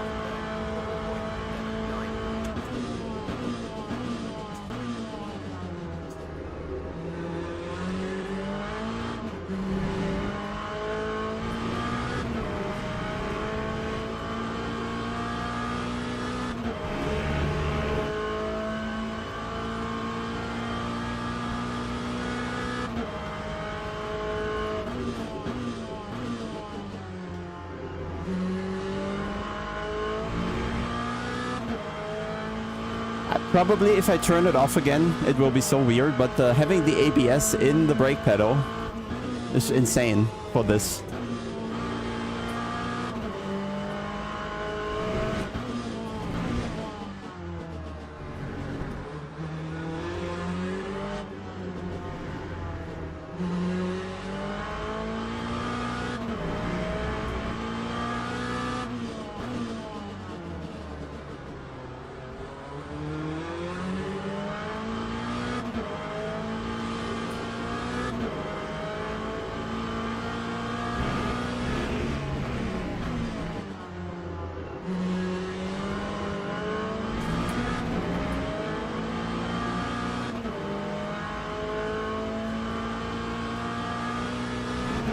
I feel we have much too much energy, but okay.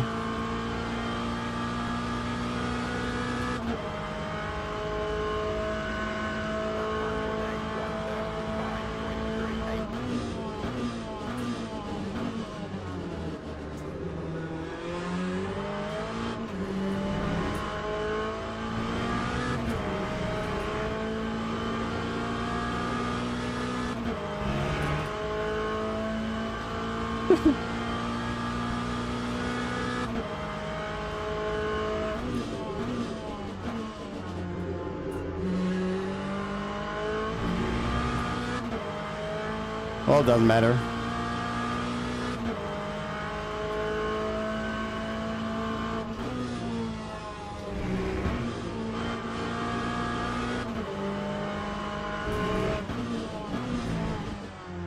Virtual energy doesn't seem to be too heavy.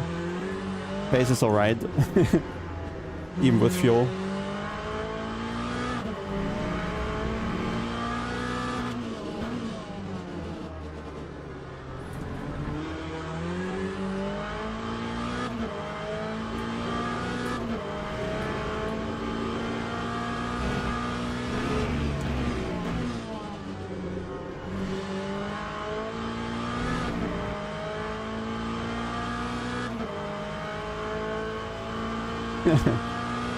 Well, what do we have? 2 liters too much? Then it's fine. If it's 5, still fine, I guess.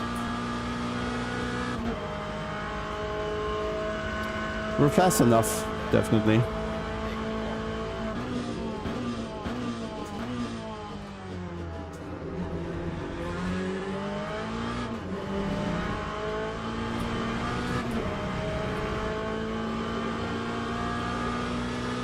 For turn 2, you have to time the power explosion off second gear.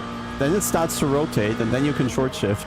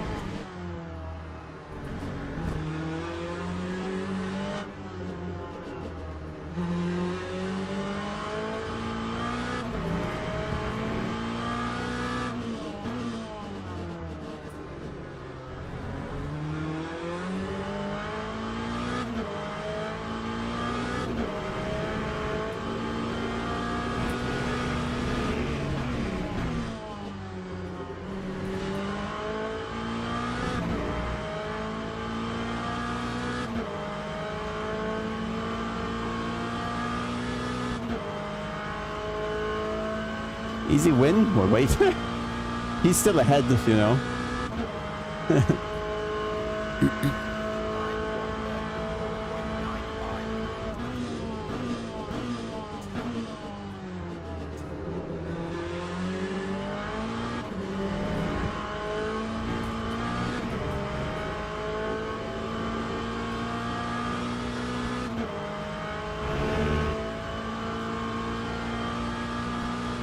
When, Gregor? Am I going too long in the gear?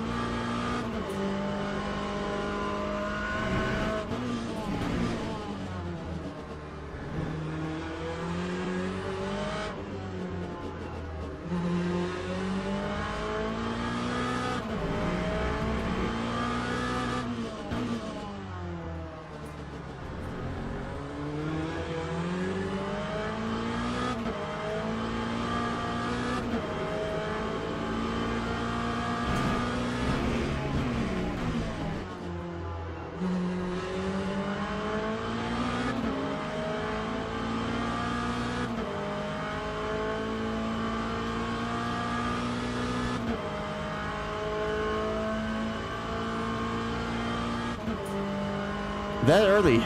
Are you sure?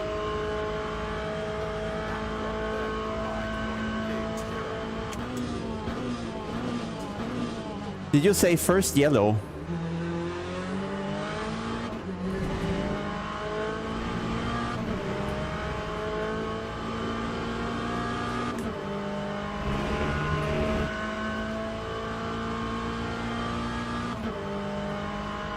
It's horrible.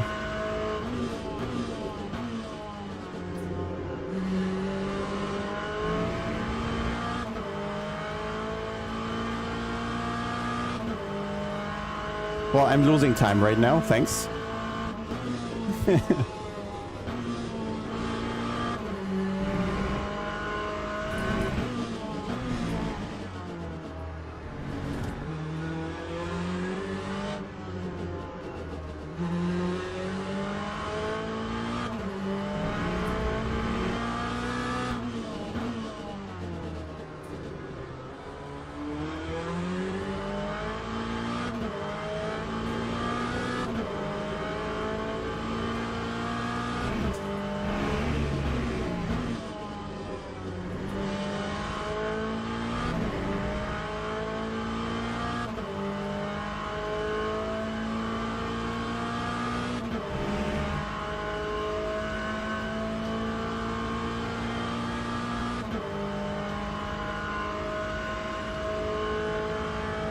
My issue is I never trust Gregor.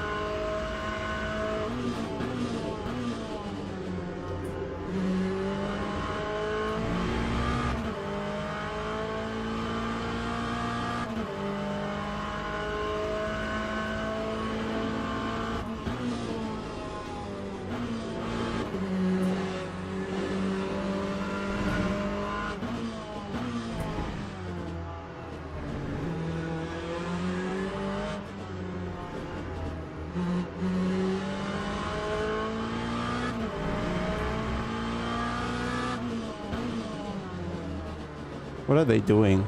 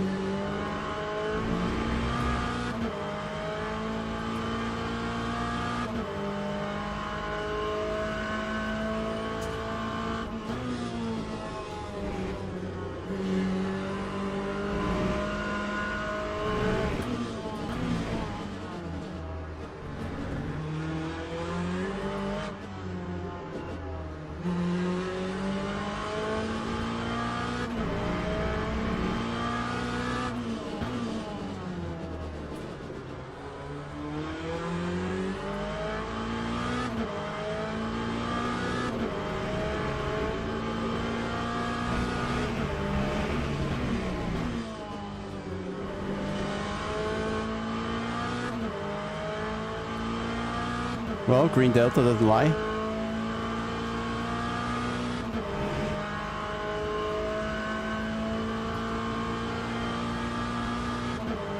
But I guess it was also good driving.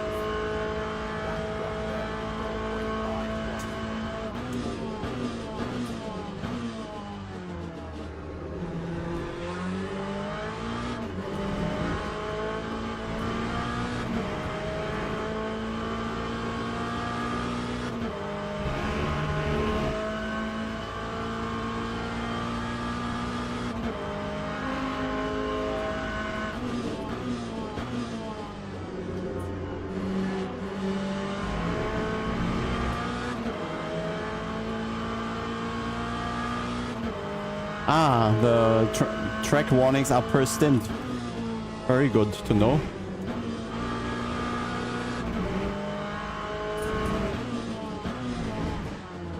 That was good for once.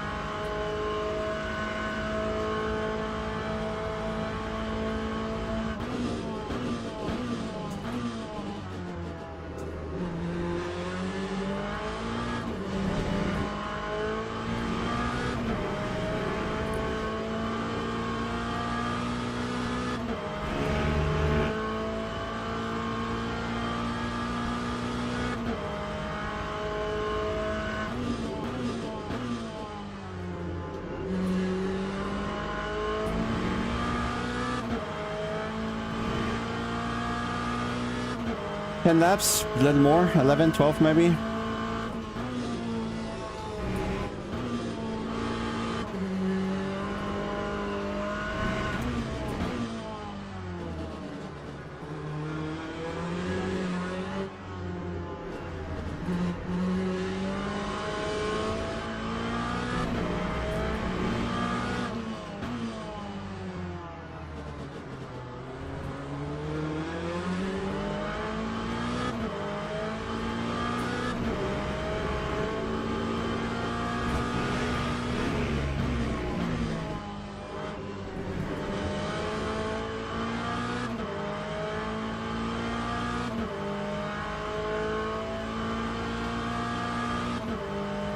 What's your budget?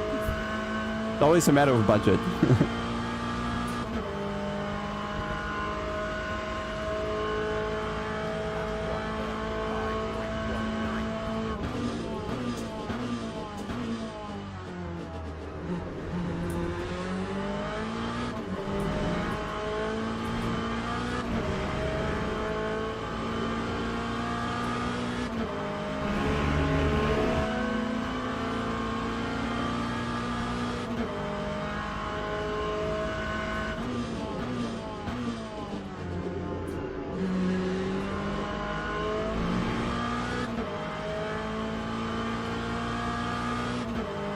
Man, he's so lucky with the traffic.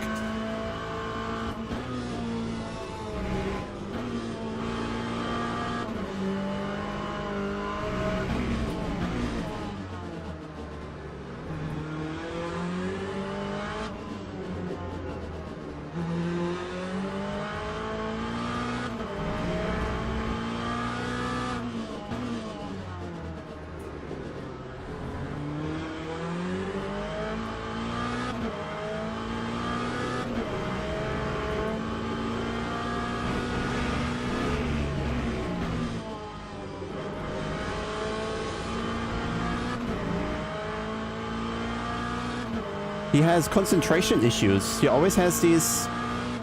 Well, always. Every couple laps he does a major mistake.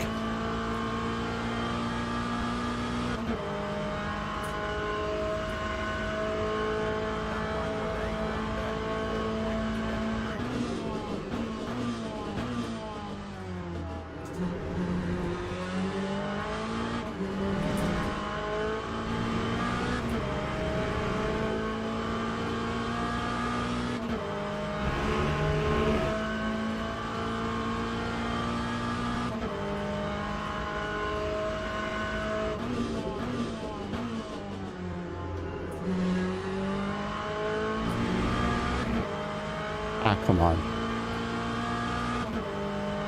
I still have enough warnings left though.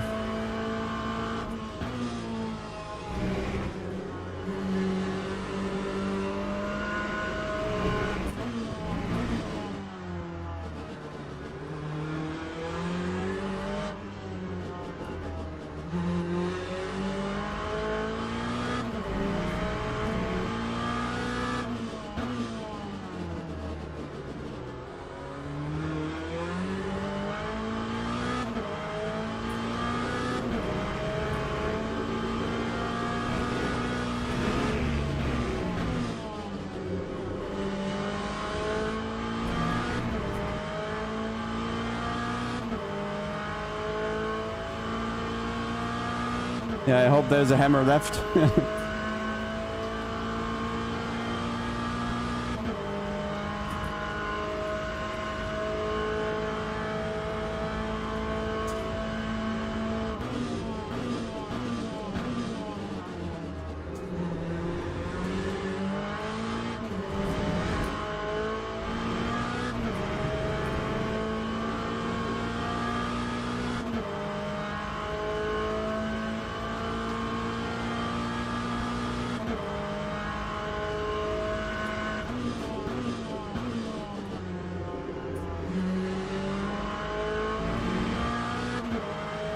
Every now and then he goes deep.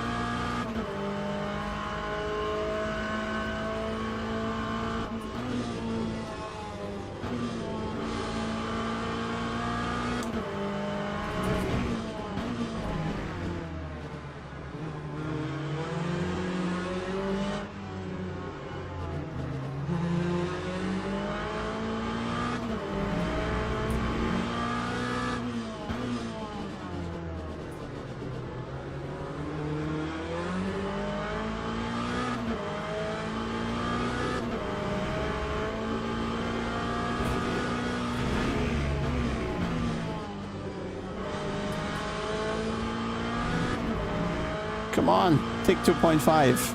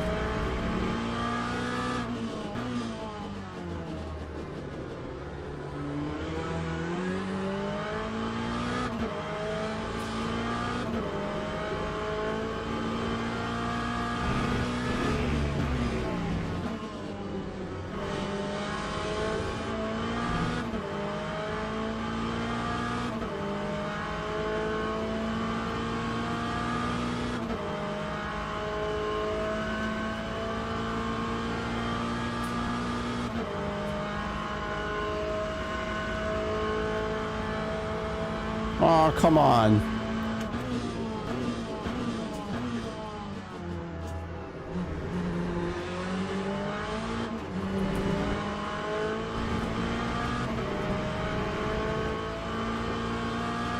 Well, okay, net help. Yeah, where's the slipstream, indeed?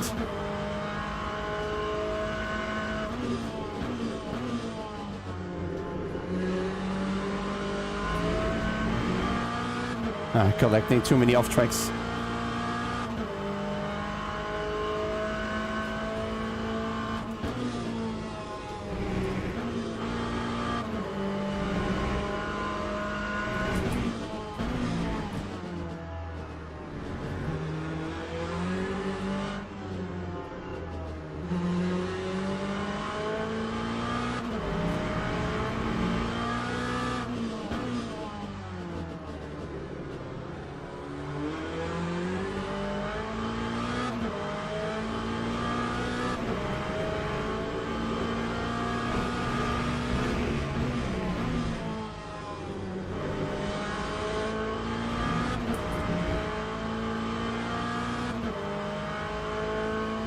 Slipstream not found.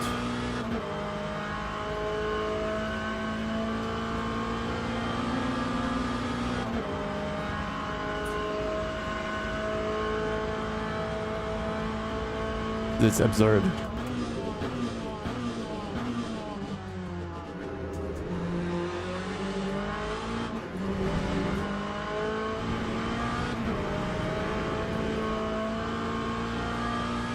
It will need a little more slipstream if there's ever going to be a pass.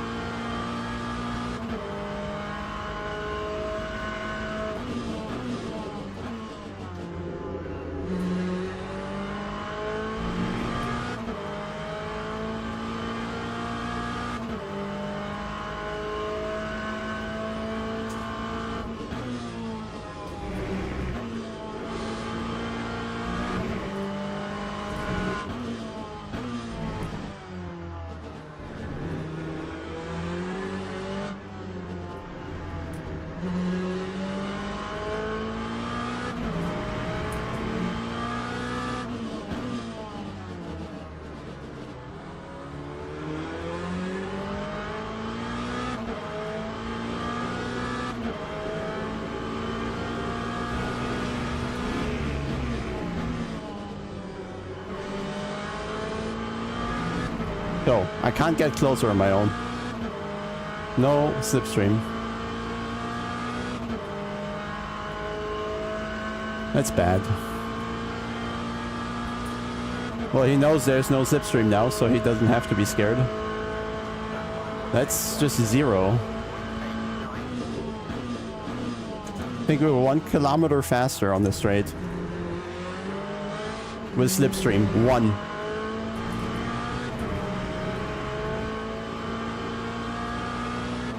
That's not enough.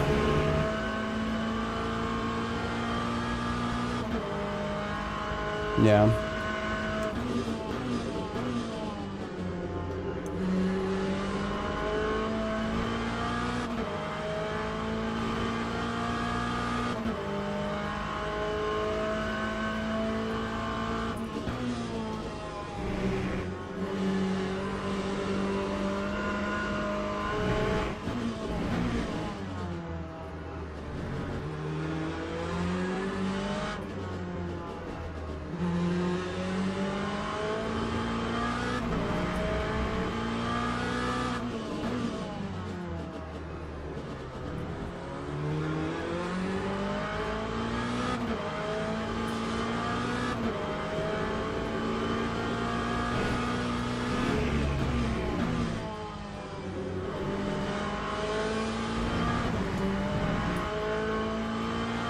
So there's no slipstream, but there's error loss or what?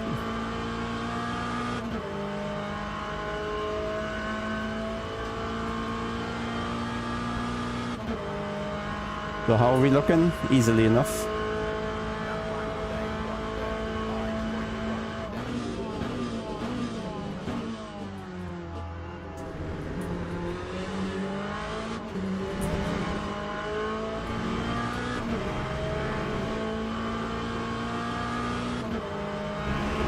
But yeah, slipstream, I don't know.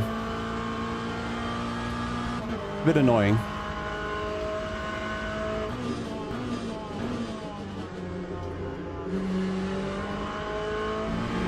Hope he's cooking his tires.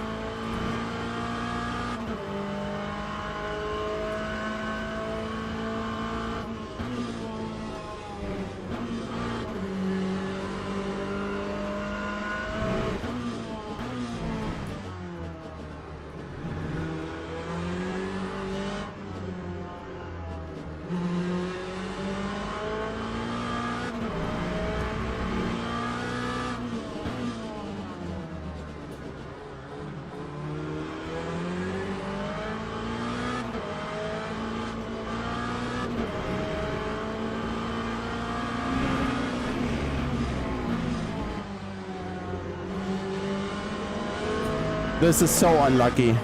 Incredible.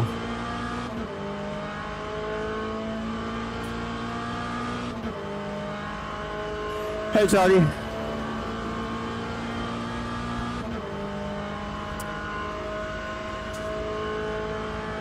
How can I be so unlucky?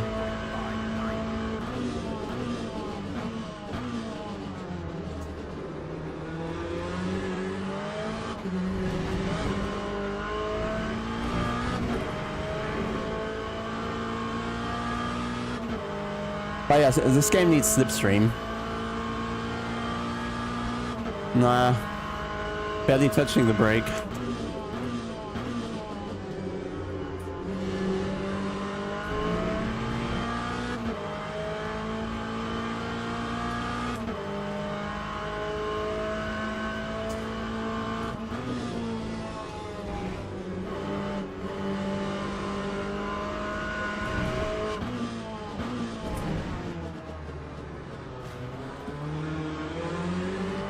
Do better, man.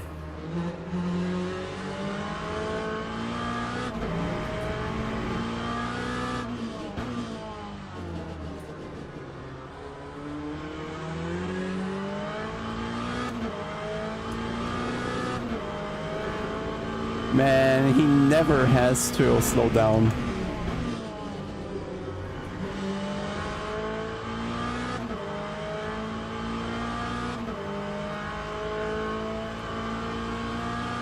Nah, I think there's some, like, weird cobblestone underneath.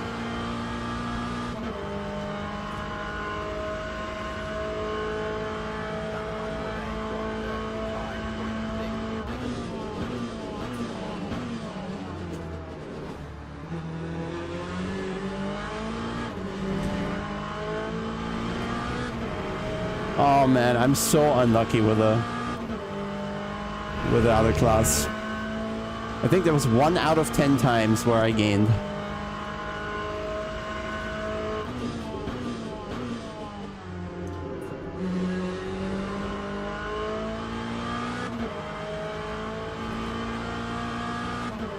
Yeah.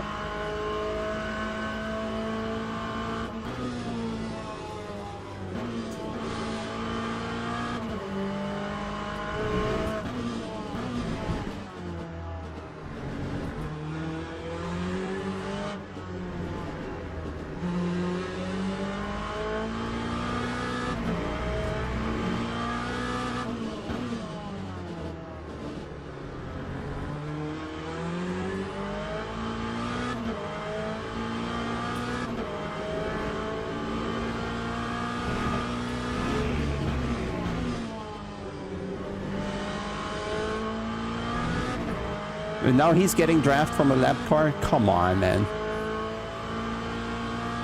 Adam, so the hypercars are faster in fast corners, but in slow corners, nah.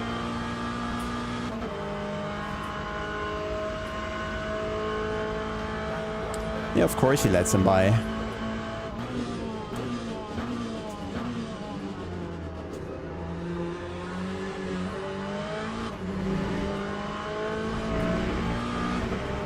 Nah, man, it's done.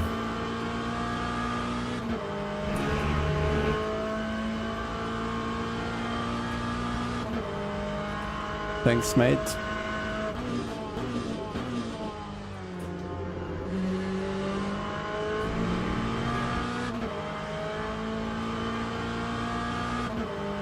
Come on, give me some luck.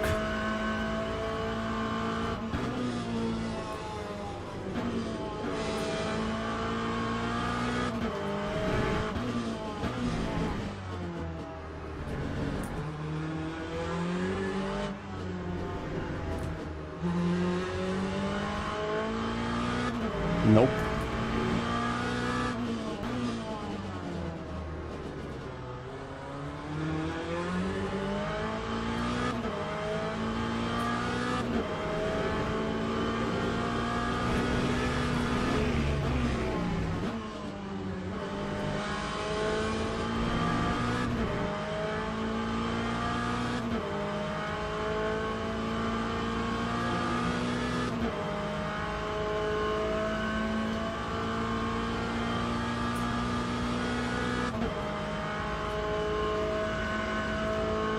Is it done? No. Why don't we get the extra lap?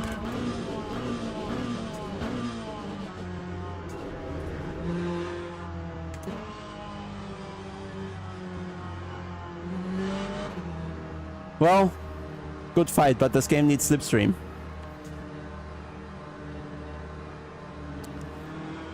Because, I don't know, if you can't get anywhere near when you're 0.3 behind, then you have... I don't know, it's just gonna not... That's not gonna be racing, essentially. Yeah. Ah, damn it. I have the fastest lap in class apart from Michi Hoyer, but I'm pretty sure I could have. So that's decent at least. Yeah, lack of slipstream ruins it. I don't know if anybody relevant is watching from LMU or something, but yeah, need slipstream, because that's gonna make all races very boring. I mean, when 0.3 is not enough for any slipstream, we gained 1 kilometer, then I don't know, then you cannot pass.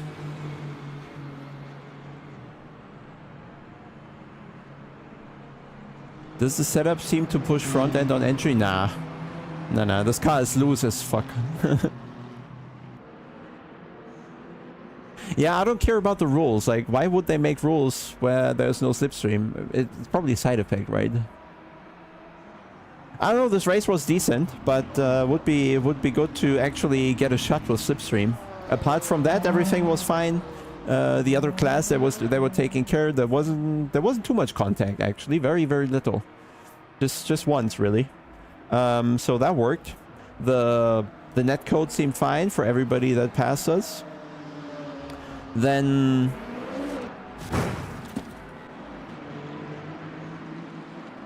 it looks decent. Can't complain about that at all. Overall good. I'm not a particular fan of the driving because the car is... I don't know the word anymore. But the car is not sticking to the road. Like from the outside it looks like it, but from the inside the car looks like it's... One tire is always sliding, at least a tiny bit, you know? Something is always sliding.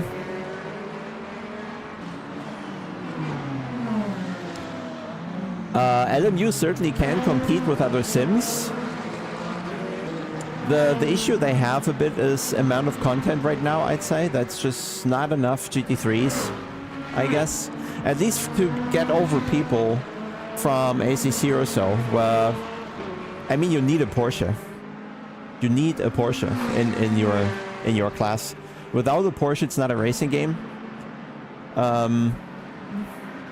Yeah, it's all coming, but you know, they don't have unlimited time. That's their problem. They're running against the clock. They really need to push. And then I don't know how many tracks this could potentially be. Just comparing to the only other game out there that is a specific series, which is ACC. You have, I don't know how many cars we have, 30 or something like that. And then we have 25 tracks. So here it's just 10 tracks right now. I think the multiclass is better here because the multiplayer as a whole is better in LMU.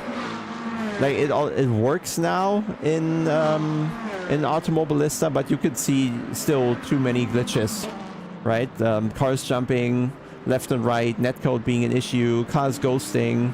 The cars just don't look right when you follow them, right? The netcode takes its toll, so to say, on how the driving looks, and here the driving looks very natural, right? The cars don't float about weirdly more than they already do.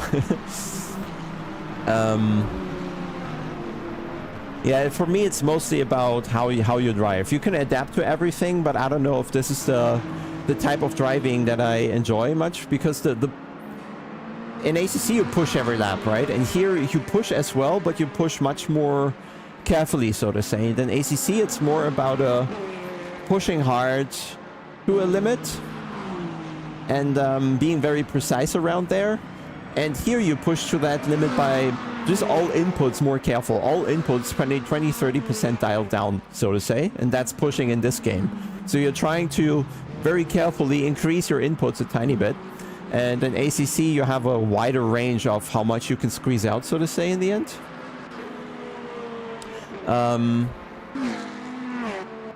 It's fine. It looks decent. You really can't complain about how it looks, I'd say. At least it's something for a sim, I'd say, that perfectly works. Some people said it looks ugly. I wouldn't agree. It's certainly not Unreal Engine, but everything looks credible. Probably there could be more complicated reflections and lighting and that sort of stuff, but the racing is fine. I think what would really help is a tiny bit of slipstream, and I mean really only a tiny adjustment, so that you start feeling it from 0.567 of a second and actually gain speed.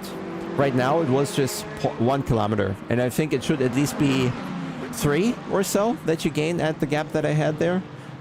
In ACC, sometimes we gain 5, 6, 7, 8, 9, 10, depending on how long the straight is. Can be a lot, but here it seems to be, yeah, next to non-existent. Would be good for the gameplay at the end of the day, I think, to have more slipstream, because then you can have races. And right now, 90 minutes without a single pass, basically, apart from Michi Hoyer completely losing his tire. So making a pass here is less about getting yourself in the position, but it's waiting for the other guy to screw his tires or something and you keeping yours alive. So yeah, I think they do good when there would be some slipstream. Oh, the game ended itself, apparently? No. It's weird that there was already the Windows crash message and then it recovered.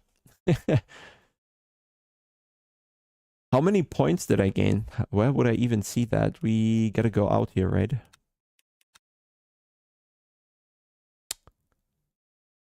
Yeah, I don't know about IRL. It probably depends behind which car you're driving, which car you are driving.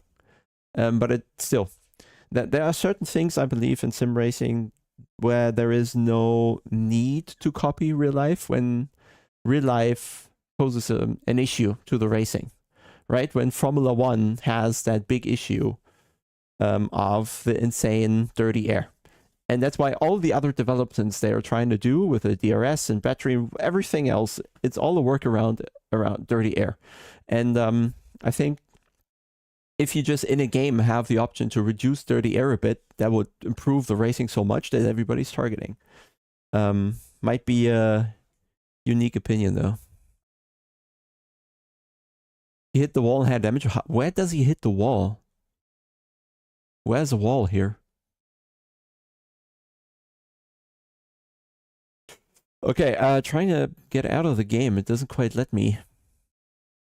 The game is in focus, but it's not actually there. It doesn't exist anymore. I think it's crashed. At least I don't have any buttons here to press. Doesn't work. And you also, yeah, you see it, but I can't. Doesn't work. So Alt F4. Doesn't work. Okay, good old task manager.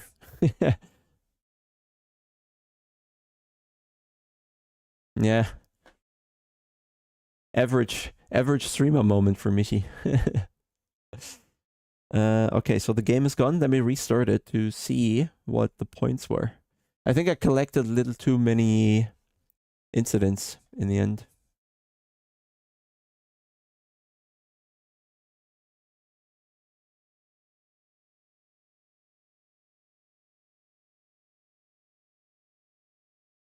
Launching the game.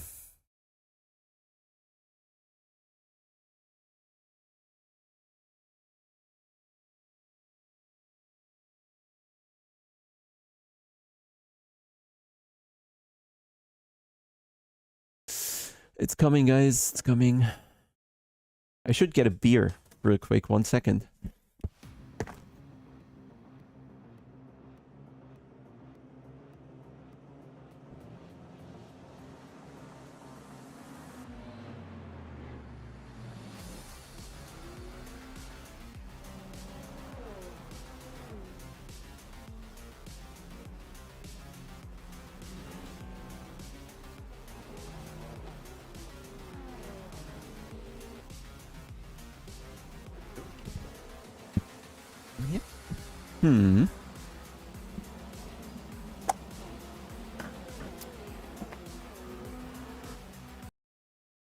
To you guys, or to me, or whoever, to sim racing.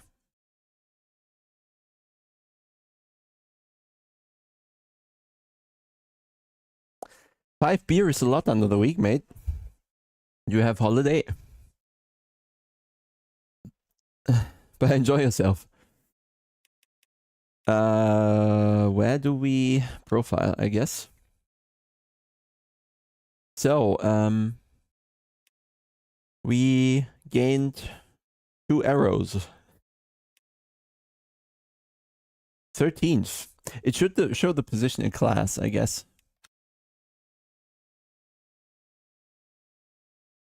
So, 13th. Does it say in more detail somewhere? My stats? Special events? Nothing to click here. Nothing to click here. It's just right after the race, right? Rank breakdown. Sorry, I'm dumb. Is it here? Is it profile or event history? Race results. Ah, got it. You finished second. Positions gained 2, laps 56. Ah, there it comes. 32%. Safety 1%. But yeah, I collected quite a few incidents there. Yeah, look at it. This could load a little faster. Like this was the time it takes to watch a movie. Yeah, 1, 2, 3, 4. But these were all minor contacts there with the lapping cars or lap cars.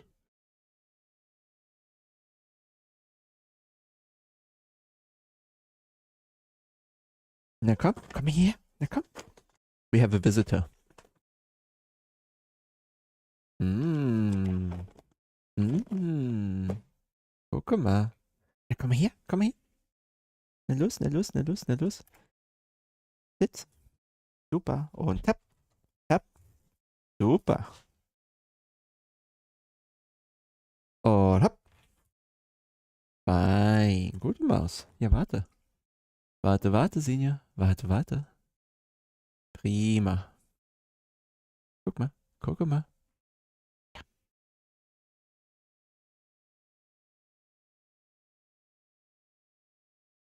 Feine Maus, ha? Guck mal hier. Guck mal da. Guck mal da.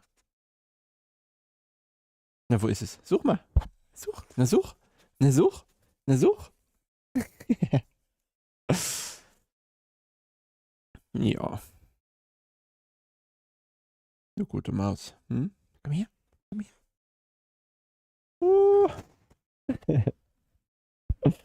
her. Professional climber.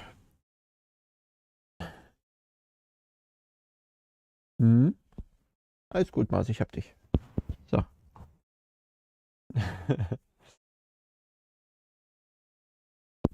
Yep. Okay. Yeah, she's cute. Hmm? Cheesy hands from Simracing.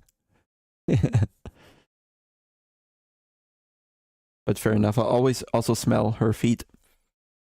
If you don't have a dog, you don't know what I'm talking about. If you have a dog, you perfectly understand.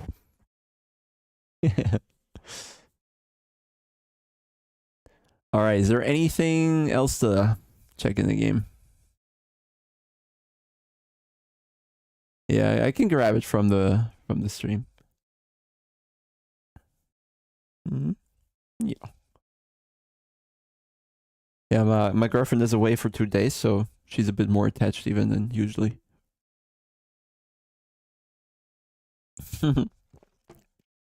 Yeah, she's adorable. Like, we can't go anywhere without people commenting. But that's what it is. Unfortunate. Okay, yeah, that was a decent event. Also, we finally got to experience the multiclass, because the license normally keeps you out and forces you to go gold before you can go into the multiclass events. But the special events allow multiclass apparently. So that was the test I always wanted to do in the game, and I have to say that worked pretty well. Also, probably this should shut down all the haters from yesterday's stream. Oh, he's so biased. He's working for the other company. Yeah, I mean, it's 10 p.m. She's tired. It's winter. No sun.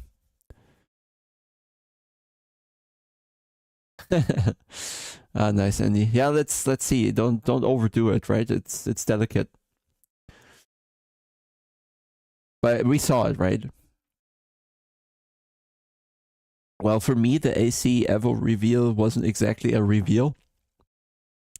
I think there is a big audience that for us professional sim racers who go to, well, who want to race on tracks, right? We want to do race cars on racetracks. There's a huge sim racing audience we don't see, and that's the Forza Horizon. That's the Assetto Corsa mods people with traffic servers and whatnot, and police chases and drifting, and I don't know.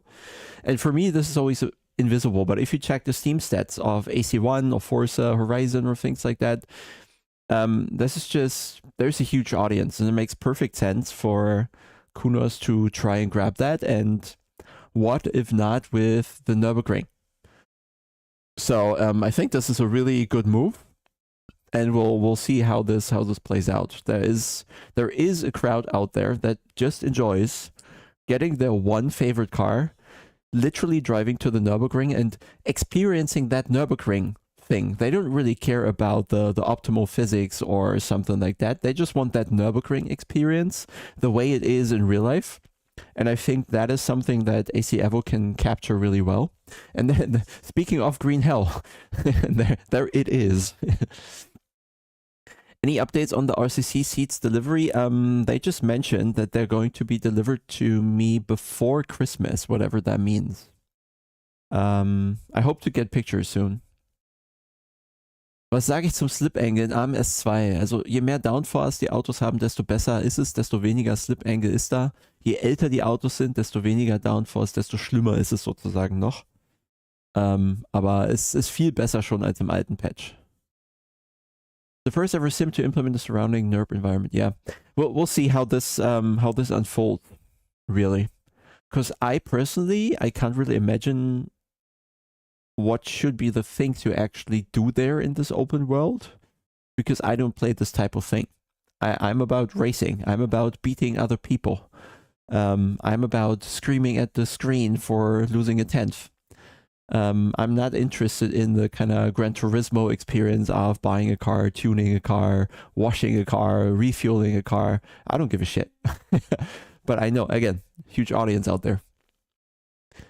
Philipp, ich hatte 10 bestellt mit ein paar anderen Leuten zusammen, weil das dann günstiger wird mit Shipment und so. Und die kommen jetzt bald und dann können wir nächstes Jahr eine neue Order machen. Mindestens 10 müssen es immer werden.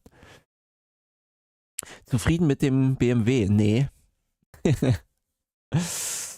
Der hatte mir zu wenig Traktion und Speed und alles. Ich fand den Ferrari und den McLaren tatsächlich irgendwie runder. No, I think she wants down. You want down? Ja. So, ja, Phil, wenn du einen Sitz möchtest, dann komm ins Discord, sag Bescheid, dann gebe ich dir deine Rolle. Wir haben da noch ein paar extra Channel, wo dann auch die Preisliste ist und so.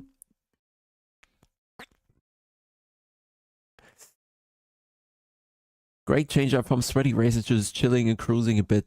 Yeah, my issue is I'm not really playing, right? If I'm doing sim racing, it's always kind of serious and important, or streaming or so. I don't know how many people would actually watch me fooling around the Nordschleife and its surroundings. It's just not my kind of thing. I couldn't transport that somehow, I think. But we'll see. Maybe it gets me. Netcode, I did not have a single issue in this race, so I guess it's fine, but it's hard to tell from a single experience. Ach, Senior, doch, kuscheln. Dann kriegst du was.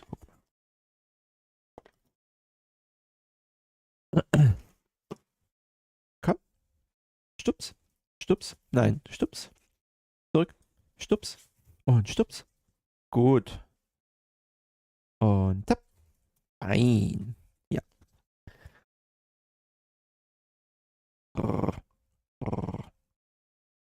Ja. Guck mal da. Guck mal da.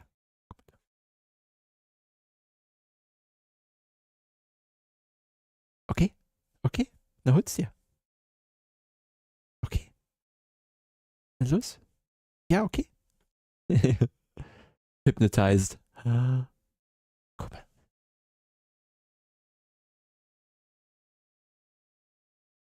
Warte. Okay. Yeah, fine. The car contacts are hard to feel, but I think it's, yeah, I don't know. It wasn't an issue for me in this race at least. Guck mal da. Ja, fein, schau mal da. Ja, verstehst du nicht, gell?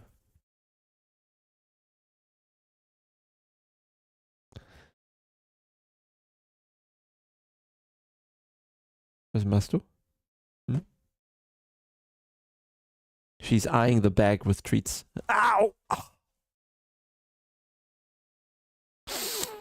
Oh, that hurt, actually. Thanks, Jay. That's a screen grab. Oh, it's not loading. Oh.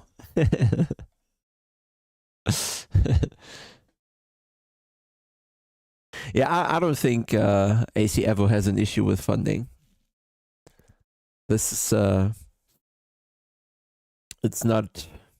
Well, I would really be surprised if that was on the line. No, that game is going to see the light of day with everything that people want in it. Oh, mouse. I'm still trying to figure out how and if we can do content, but with the release already in 1 month, everybody's busy with more important stuff than figuring out what content I could do. So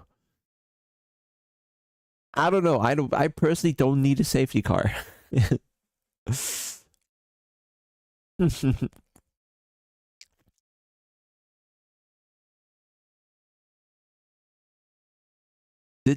Question, did they, you mean Le Mans Ultimate or you mean AC?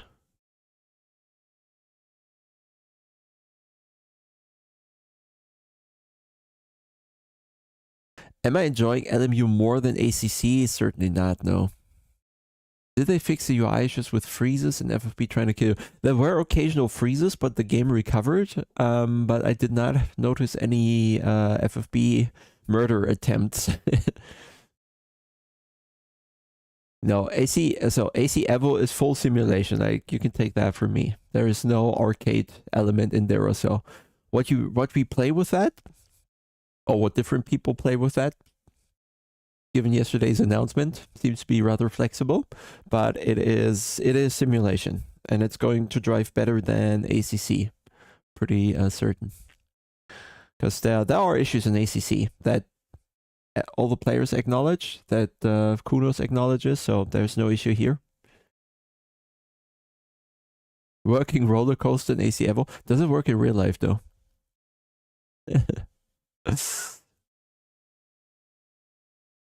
Delta cats and dogs.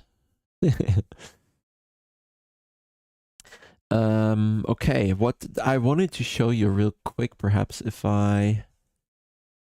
Oh, of course, I deleted the scene, so screw that. Oh, no, I did not. I did not. There we go. Was just to... Weird. We just want to show you how I set up the SimuCube pedal for LMU now. So I stick to the same curve that I have in ACC. Let me turn this off. We don't need that. 1 sec. Gone.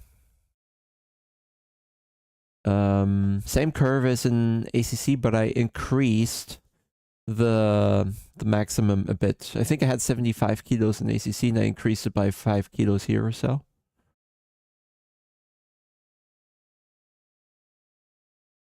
Wheel to one side, full force. Oh, that's rude. You had a Boothby moment. AMS2 or LMU, what are you enjoying more? The thing with LMU is you have much less content, right? And if you want to drive something else, then certainly you gotta go for AMS2. So I guess for the hypercar stuff, LMU, I think, is the more accurate simulation, even if they have the annoying stuff in there with the virtual energy. But in the end, I think there's more detail to the cars.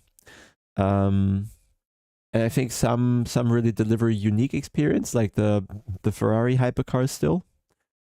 But yeah, if you go for anything else, then Automobilista is probably looking a bit more, offering a wider amount of content. Older GT cars, older GT1s, a variety of Formula cars, Porsche Cups, blah blah blah. That's just a lot more that LMU does not have and is very unlikely going to have. So that's just something with AMS2 being rather sandbox in comparison, that it has something that LFM can use that LMU just doesn't have. So yeah, for some stuff, LMU probably better. For other stuff, probably not. And I'm still, yeah, kind of the driving style is, it's kind of not my thing, or what the cars require is, yeah, not quite mine. They have endless rotation mid-turn. And I feel this is weird, so to say. You can always choose more rotation than you can use. And that's something that's just not available in ACC, kind of. You are sometimes limited by the car, and sometimes the car will force understeer and sometimes will not create the rotation that you want. And I feel here in LMU, you can always add rotation, add until you spin on the spot. And you always have to dial back your driving in terms of not using as much rotation as there is available. And that's, yeah, I don't know. That's just not what I enjoy the most, so to say. I think it's 80 kilograms on the load cell, and then you have to probably still consider the lever I have with the pedal. I'm not entirely sure, actually.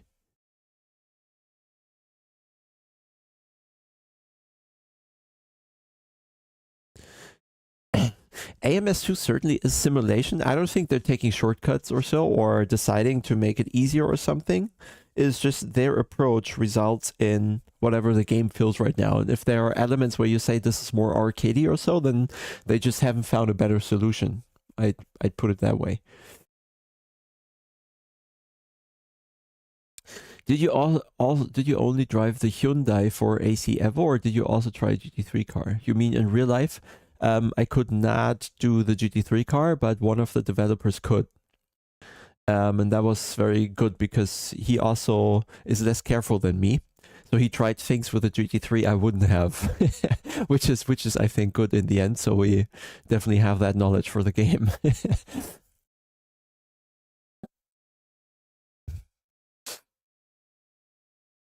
But I drove plenty of road cars,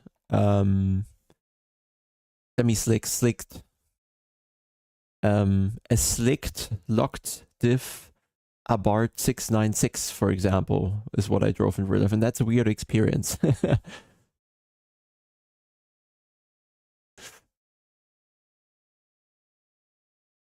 Do you have an example for a shortcut?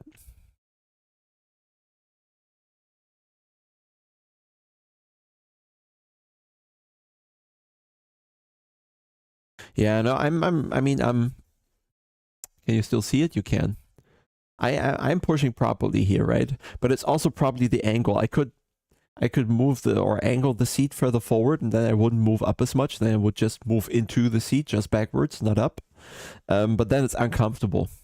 I don't want to sit that bent forward. I want to have a kind of higher than 90-degree angle between legs and upper body.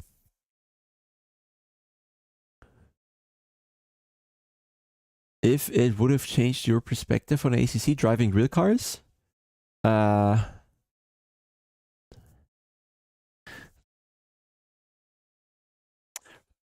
probably not. Would see the same issues and same things that does good. Nah, don't worry. Don't worry. All right, guys. Well, I have a couple more sips. So if you want to chat.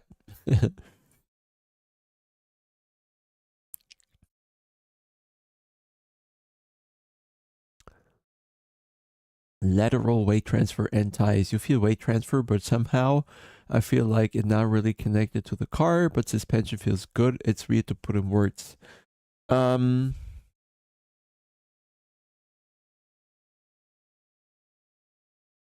feel with the hypercars in the Daytona chicane, for example, you definitely feel the weight transfer, kind of, because you have to take care, else you're throwing it around.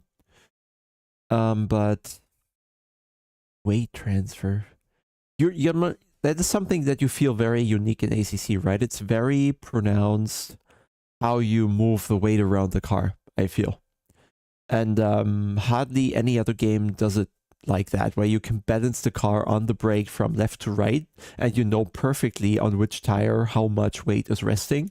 I think this is something that ACC and all Kunos games really do this pretty damn nice for me. And I can't feel weight here in LMU as well, for example. It feels like all 4 tires just have the same amount of load the entire time. And yeah, I kind of would agree that AMS2 I put in between LMU and ACC in terms of feeling the car's weight and it traveling around the car. Oliver's, well, I can't speak your last name, but Oliver agrees. So yeah, that's what I mean. That's what it's good that you agree, actually, because it's not talked about a lot. But weight transfer is something that works really nice in ACC. It gives you a lot of control, actually playing with 1.4 tons of weight. And in iRacing or so, weight does not exist. It's a number somewhere, but you can't use it to your advantage. You can't exploit it or something. Yeah. I think the problem is when you ask real life drivers about how GT3 cars drive, you also get different answers depending on which real life driver you ask. And it's also because what we feel in the sim is a lot through means that you wouldn't use in real life. In real life, you always use your body judging the G-forces and differences in G-forces, which might give you an understanding. Oh, wait, I wanted to show one more thing. Give you an understanding of what is happening to the car. In the sim, you just don't get that. You need to have the force feedback. You need to have the visual feedback. You need to have the audio feedback. And that is just something that is, what is this? Why does it show the entire screen now? That's stupid. Oh, because it was the wrong screen. Here. I want to show you how I set the ABS, just so you know. You can't really see that.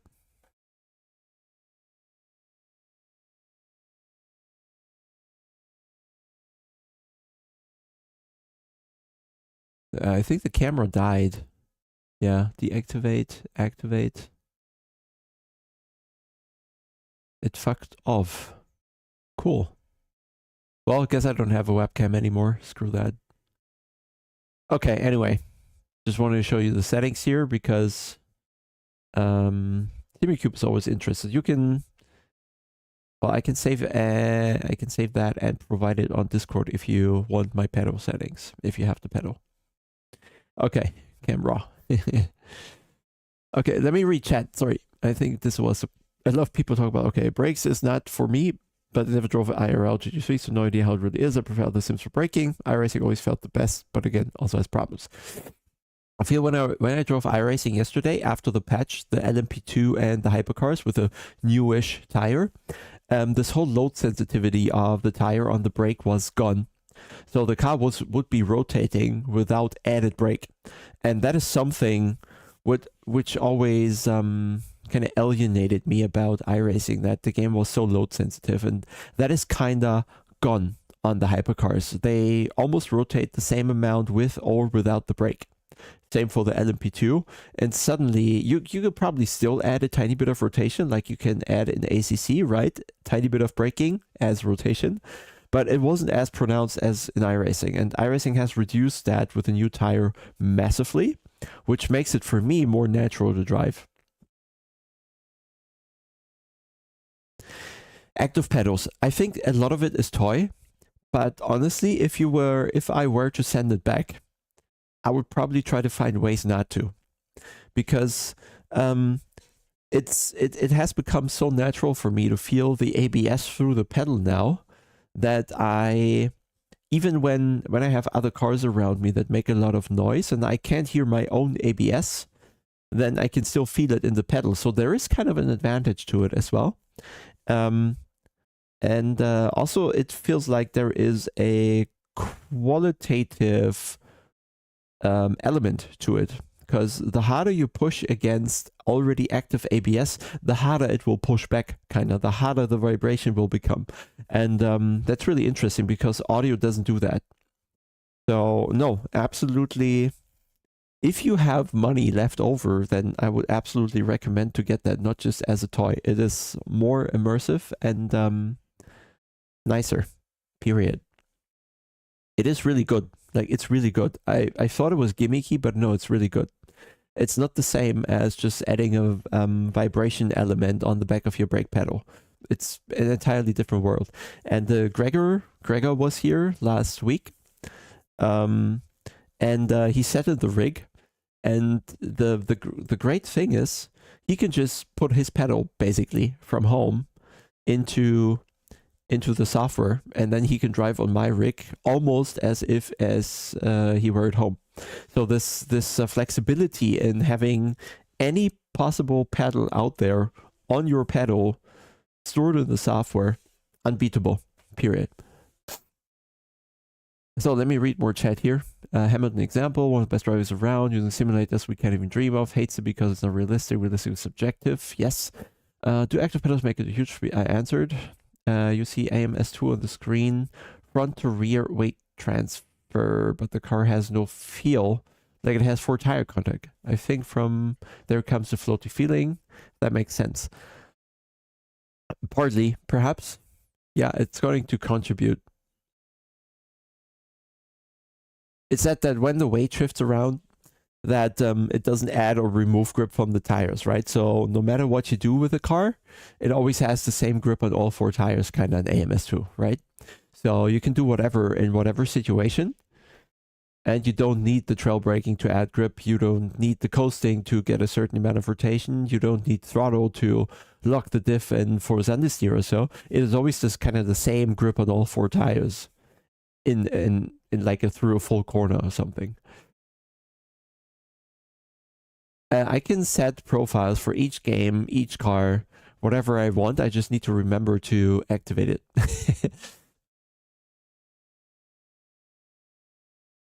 Yeah, hypercars have a bit much grip in iRacing. That's why I shied away of doing the video, because yeah, I probably come to the conclusion that they botched it.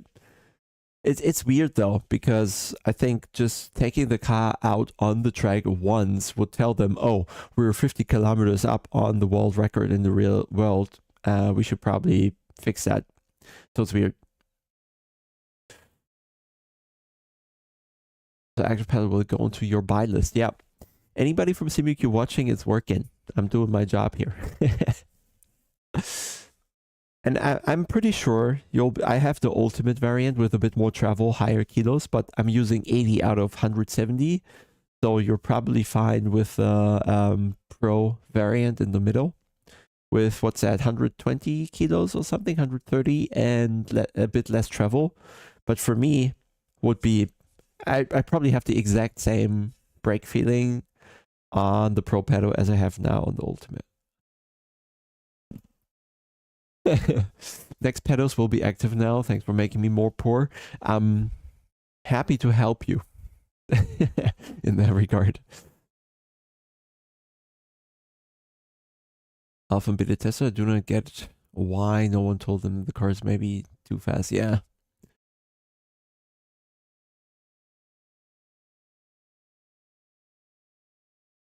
Yeah, I think 1, 2, 3 seconds we can probably agree in sim racing, because we exploit more stuff, we take more risk, and we have much more laps we can do. So being a little faster on the sim, I think, is fine. And if you look over the entire lap time of 1 minute 40 or something, being 1 second off of real life time is 1%. Right? And very little things in a simulation can have such a big impact. So if you're 1% wrong on tire grip, 1% wrong on aero, 1% wrong on whatever, you already are 4 or 5 seconds off in terms of lap time. So it can happen really quickly. So yeah, wouldn't worry about that too much, but it gets weird when you're 50, 70 kilometers up in the corner, which is literally 40% or so.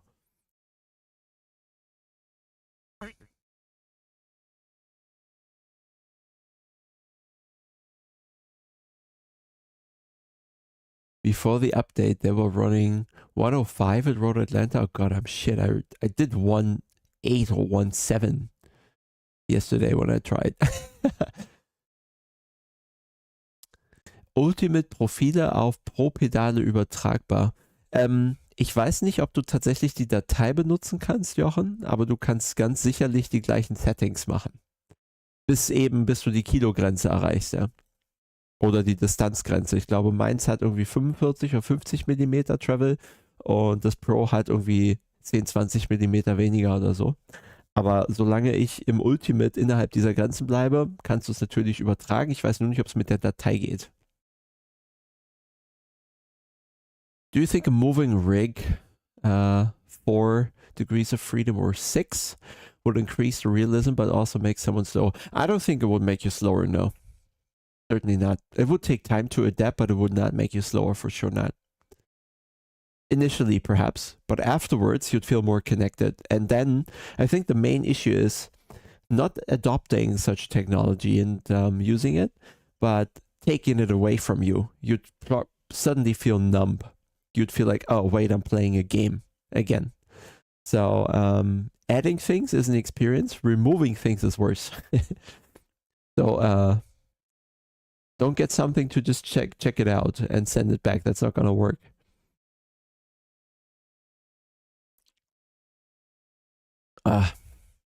But guys, thanks for the chat. This is awesome. Keep going. We can just keep going. My girlfriend is not home, so I don't have a bad time.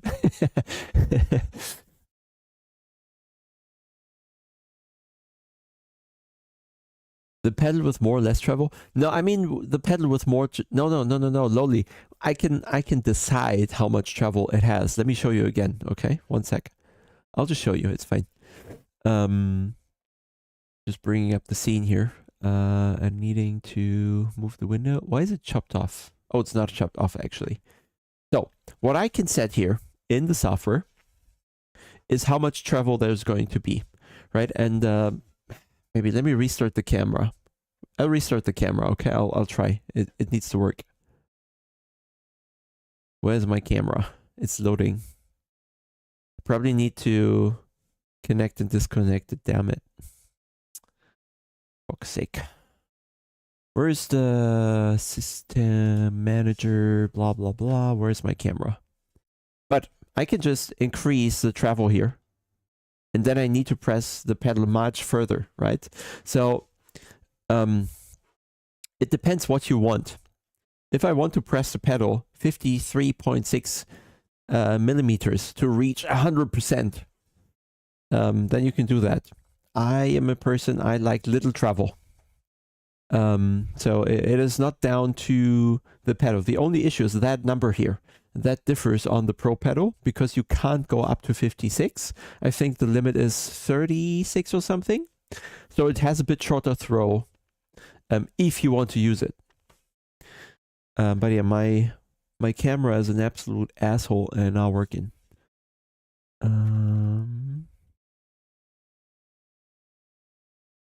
Where is it? My system control is not coming up.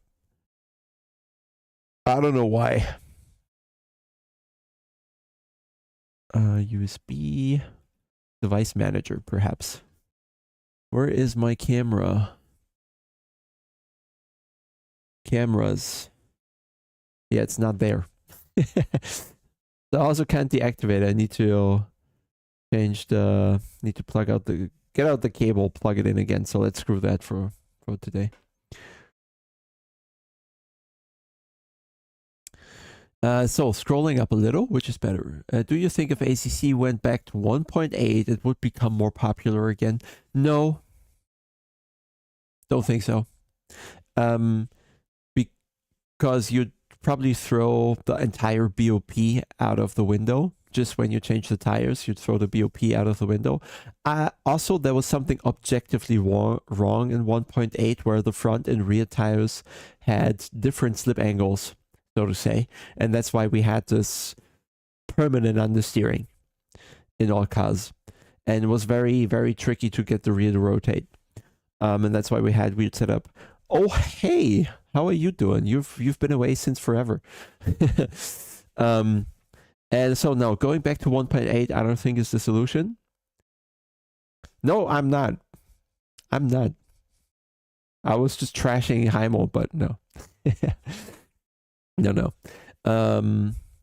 No, the question was if going back to 1.8 would solve ACC. Certainly not, because there were just other issues.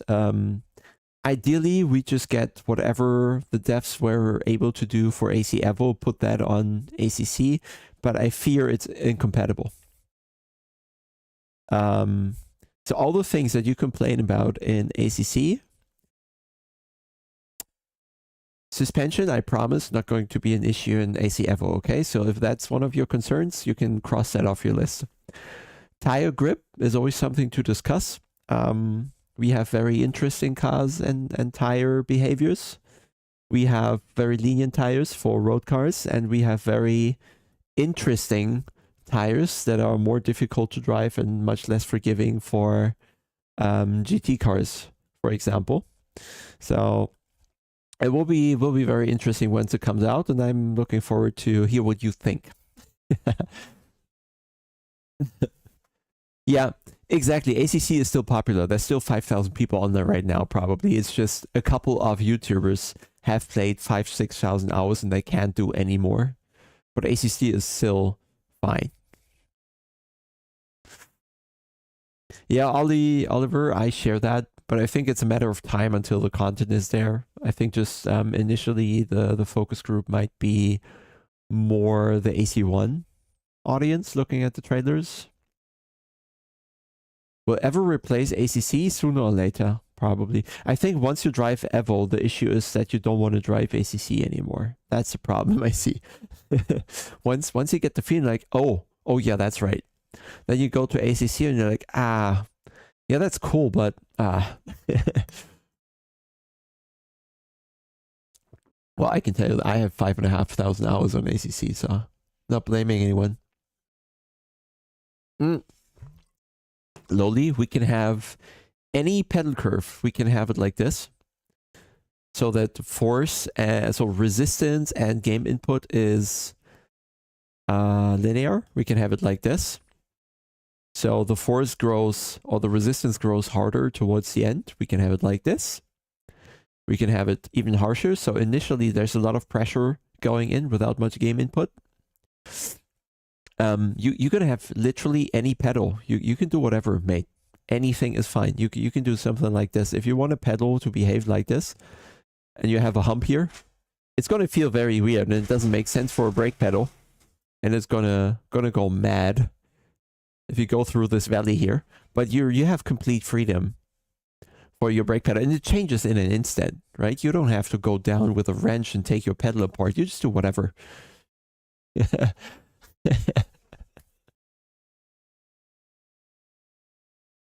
If you want to know about the pedal, I show all these examples with the pedal camera on in my video about the Simucube active pedal. It's on the channel. It's probably one of the last 2 videos I did.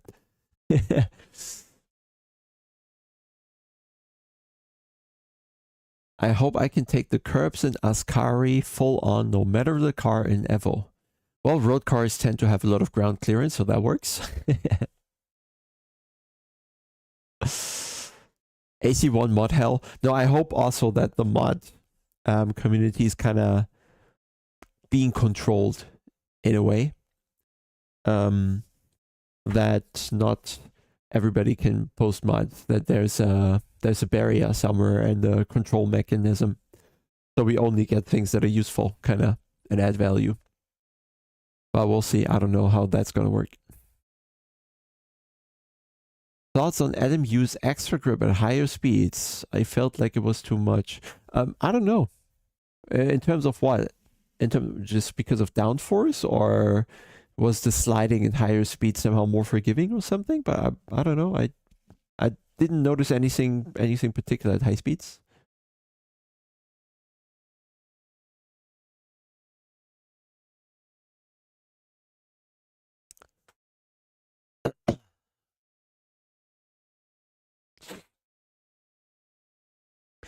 Yeah, I think once you start playing another game, be it LMU, be it Automobilista 2, we can do some music, by the way, right? And then we do the wanking, third-party wanking dance. LMU GT3s are too forgiving. I don't think they're forgiving. I think they're slidey a bit. Still. I wouldn't say forgiving, no. I think they're sensitive, and if you overcook that sliding, then you're certainly going to spin, which is not something we would do in ACC, right? But it's that permanent sliding that annoys me a bit. It's not so much over the limit that they're forgiving. It's that on the limit, you have options to have any type of yaw in the car, kinda. We're exaggerating this, right? And some cars have it more than others. I think the Ferrari has it the least. The McLaren also pretty little. The Corvette has it quite a bit, especially with worn tires, and the BMW is probably the worst with it, in my opinion. In Kuno simulations, the force feedback is always a result of the tire. So if the tire is more communicative, more clear, less slip range as on ACC, then also the force feedback naturally will communicate that. So I think it's fine.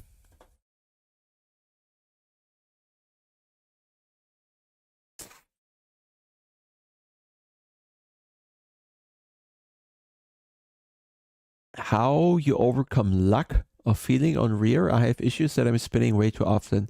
Yeah, I think that's just a lot of experience, a lot of driving, getting a feeling for how much the car tolerates in terms of sending the rear around, how much you actually have to countersteer. Usually you want the rotation of the car to be just about enough so that you don't have to countersteer.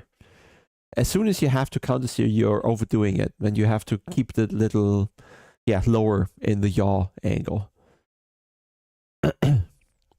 Sometimes that can be due to the lack of yaw sensitivity and aero map. Yeah, perhaps. Modern cars are probably also good in that regard, perhaps.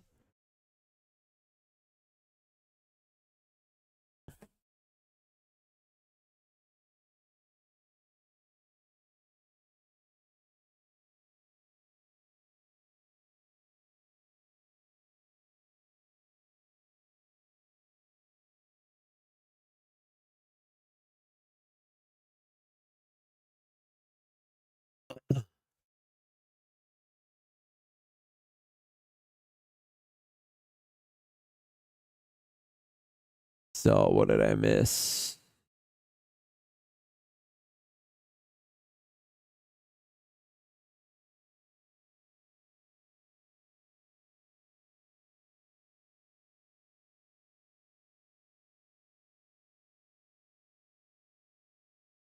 Mit wie viel Newtonmeter fahre ich in ACC? Ich glaube, ich habe es auf 18 oder 19 in der Base und im Spiel 60% oder so. Wenn du auch eine SimuCube Base hast, kannst du dir mein Profil einfach laden, nach Nauyok suchen in der TrueDrive Software. Tires in AC Evo, are they a physical model or a empirical one? No, that is...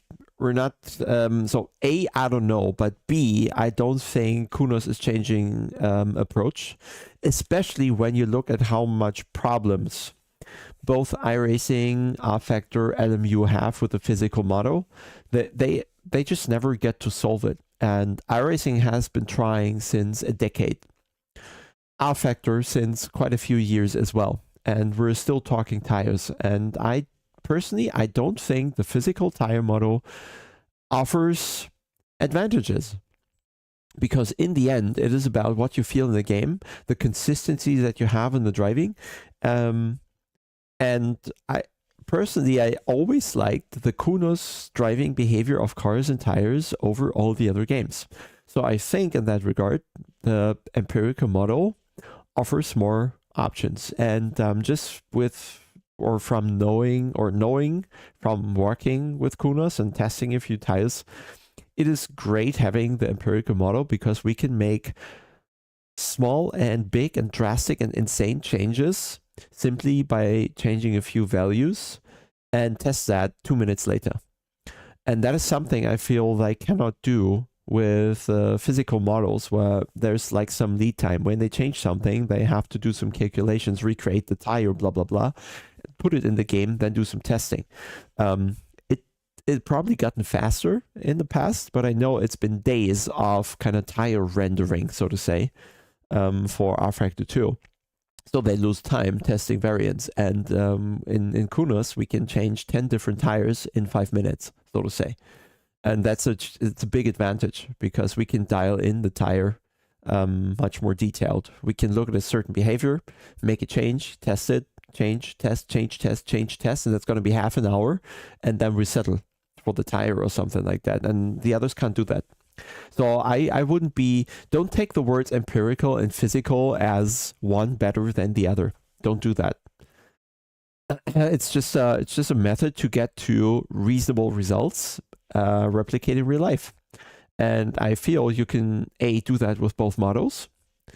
And I see the advantage in the empirical model that we can change things much faster, test things much faster, confirm, deny in short periods of time, which gives you an advantage, I think. So, have you ever shown your SimuCube base settings? I would be interested in that. It should be in the TrueDrive software if you search for my name, Chris. If you have the SimuCube, just search for Naujox and then the profile should be there. I wonder if I changed it today, but I think it didn't. Search for my last name. Let me check. Profiles. Yeah, actually, I hit publish, and then the LMU GT3 profile is going to be there now. I just published it. And I also... I need to change one information in there, because in the text I wrote what I'm using, but I changed something, and now it's saying correctly in the text there as well. Okay. Anything else, guys? Do you have anything else?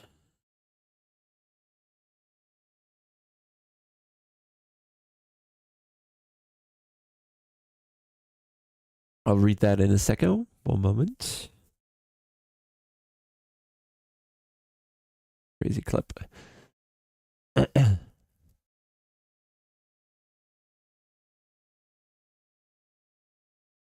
Ja, Chris, super. Danke für den Input. Das ist super gut, wenn wir mal Ingenieure hier haben, die echte Daten kennen. Mein Punkt ist an der Stelle, wir sollten das echte Leben sozusagen nicht da simulieren, wo es dem Sport Schaden zufügt. Weißt du? Deswegen würde ich sagen, der Slipstream sollte dann in dem Fall von der Realität abweichen, weil wir ein besseres Spiel bekommen, weil wir mehr Spaß haben. Und ich persönlich, ich habe nichts davon, wenn es hyperrealistisch ist, aber ich niemanden überholen kann. When am I going to test the iRacing Update? Hallo, der 60er. Du kommst spät, aber rechtzeitig. Yeah, sorry, totally. So the guy was saying, because earlier we had the issue, I was 0.3 behind the other car, and I had 0 slipstream. I gained 1 kilometer being 0.3 behind. And I said, well, this is shit. We'll never see a pass on Interlagos in a GT3 when you have to be 0.1 behind and send it, because slipstream has no effect. So I said we need more. And Christian Brown there is an engineer in GT3, so he knows some shit. And he says that slipstream IRL, even if you're 0.5 behind, can be very low. So that's a problem that is coming from real life. And what I'm saying is, in sim racing, we shouldn't necessarily copy that from real life when it makes our sport worse. Like, I know in real life, if you're a serious organizer and slipstream is bad and low, you would say, okay, we need to change something on the cars to get more slipstream. In order to get better racing, make it more interesting, get more views, get more sponsors, and the whole product is better and works. And in simulation, we are not tied to reality as as closely as reality is. So I would say take the slipstream value, increase it, we have more fun. Don't overdo it, but just make it reasonable so we can actually get side by side. When you manage to get 0.3 behind the other car, you deserve to get some draft. Also becomes a qualifying sim. Bad. Yeah, 1-2, it's insane how low that is. It kind of speaks for how efficient these cars already are, and there's little to gain apparently, or the dirty air actually makes it worse or something. But in the game, we don't have to follow that, thankfully. And we don't have to overdo it, just make it a better game. You have questions only about ACCE? You can ask. I'll decide on a case-by-case basis if I can answer. Final Nordschleife for P3. Was it the Porsche Cup thingy? Is it you? That's nice. P3 sounds good.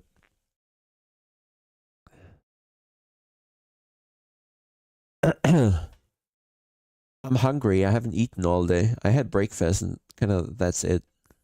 Some snacks in between. Does it snow?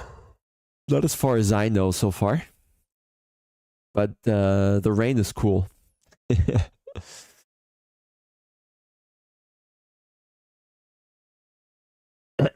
Okay, guys, it's turning 11 p.m. I will walk the dog. I'll eat something, and the beer is empty. That's the worst part. So I'll call it a day. We'll probably see you the other day for either iRacing. I'm not sure if I should test it because they kind of screwed the update. So maybe we just wait a while.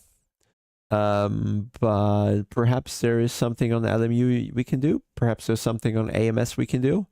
I certainly want to kind of summarize all the experiences on LMU in the past 2 days into a video. So if you want to have something more condensed, I'm hoping to have that. Yeah, I agree totally, but I like the Formula cars kind of. And tested the LMP2 and the Cadillac hypercar, and they feel better now with the tire, apart from being too fast. But it's not as load sensitive anymore, and you don't need the perfect micro trailing to add 3 times the rotation. There's a tiny bit now, more like an ACC, where you get a tiny bit of extra grip with the right trailing, but not as insane amounts as it was before. And the car rotates when coasting, which is a completely new concept. and I think that made it better overall, more predictable, nicer to drive, more smooth as an experience, and wasn't as sensitive as in the past, so it was nicer. And also, I feel I could see the shader changes or something they did to the graphics. I felt that, or I saw that. At least I thought so. Anyway, okay. So something's happening the next days in terms of a stream. One of the games that we can currently play. I have not decided what the new main game is going to be. I have no clue. Maybe we just have to be flexible from now on, because the games all get ever closer. They all have nice things to offer. Maybe you need to play them all. Maybe we don't need that one main sim anymore, especially as a streamer. You just do where there are fun events, which would be the freedom I'd enjoy. Guys, please connect offside the stream if you find common topics. I would love to see that. Join the Discord where you could find one another. And for the time being, I wish you a great rest of the week, and then we'll see you soon. Bye.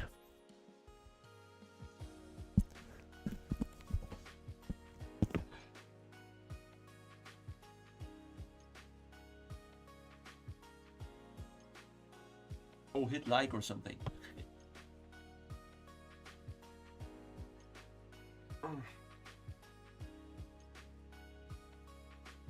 And I need a shower.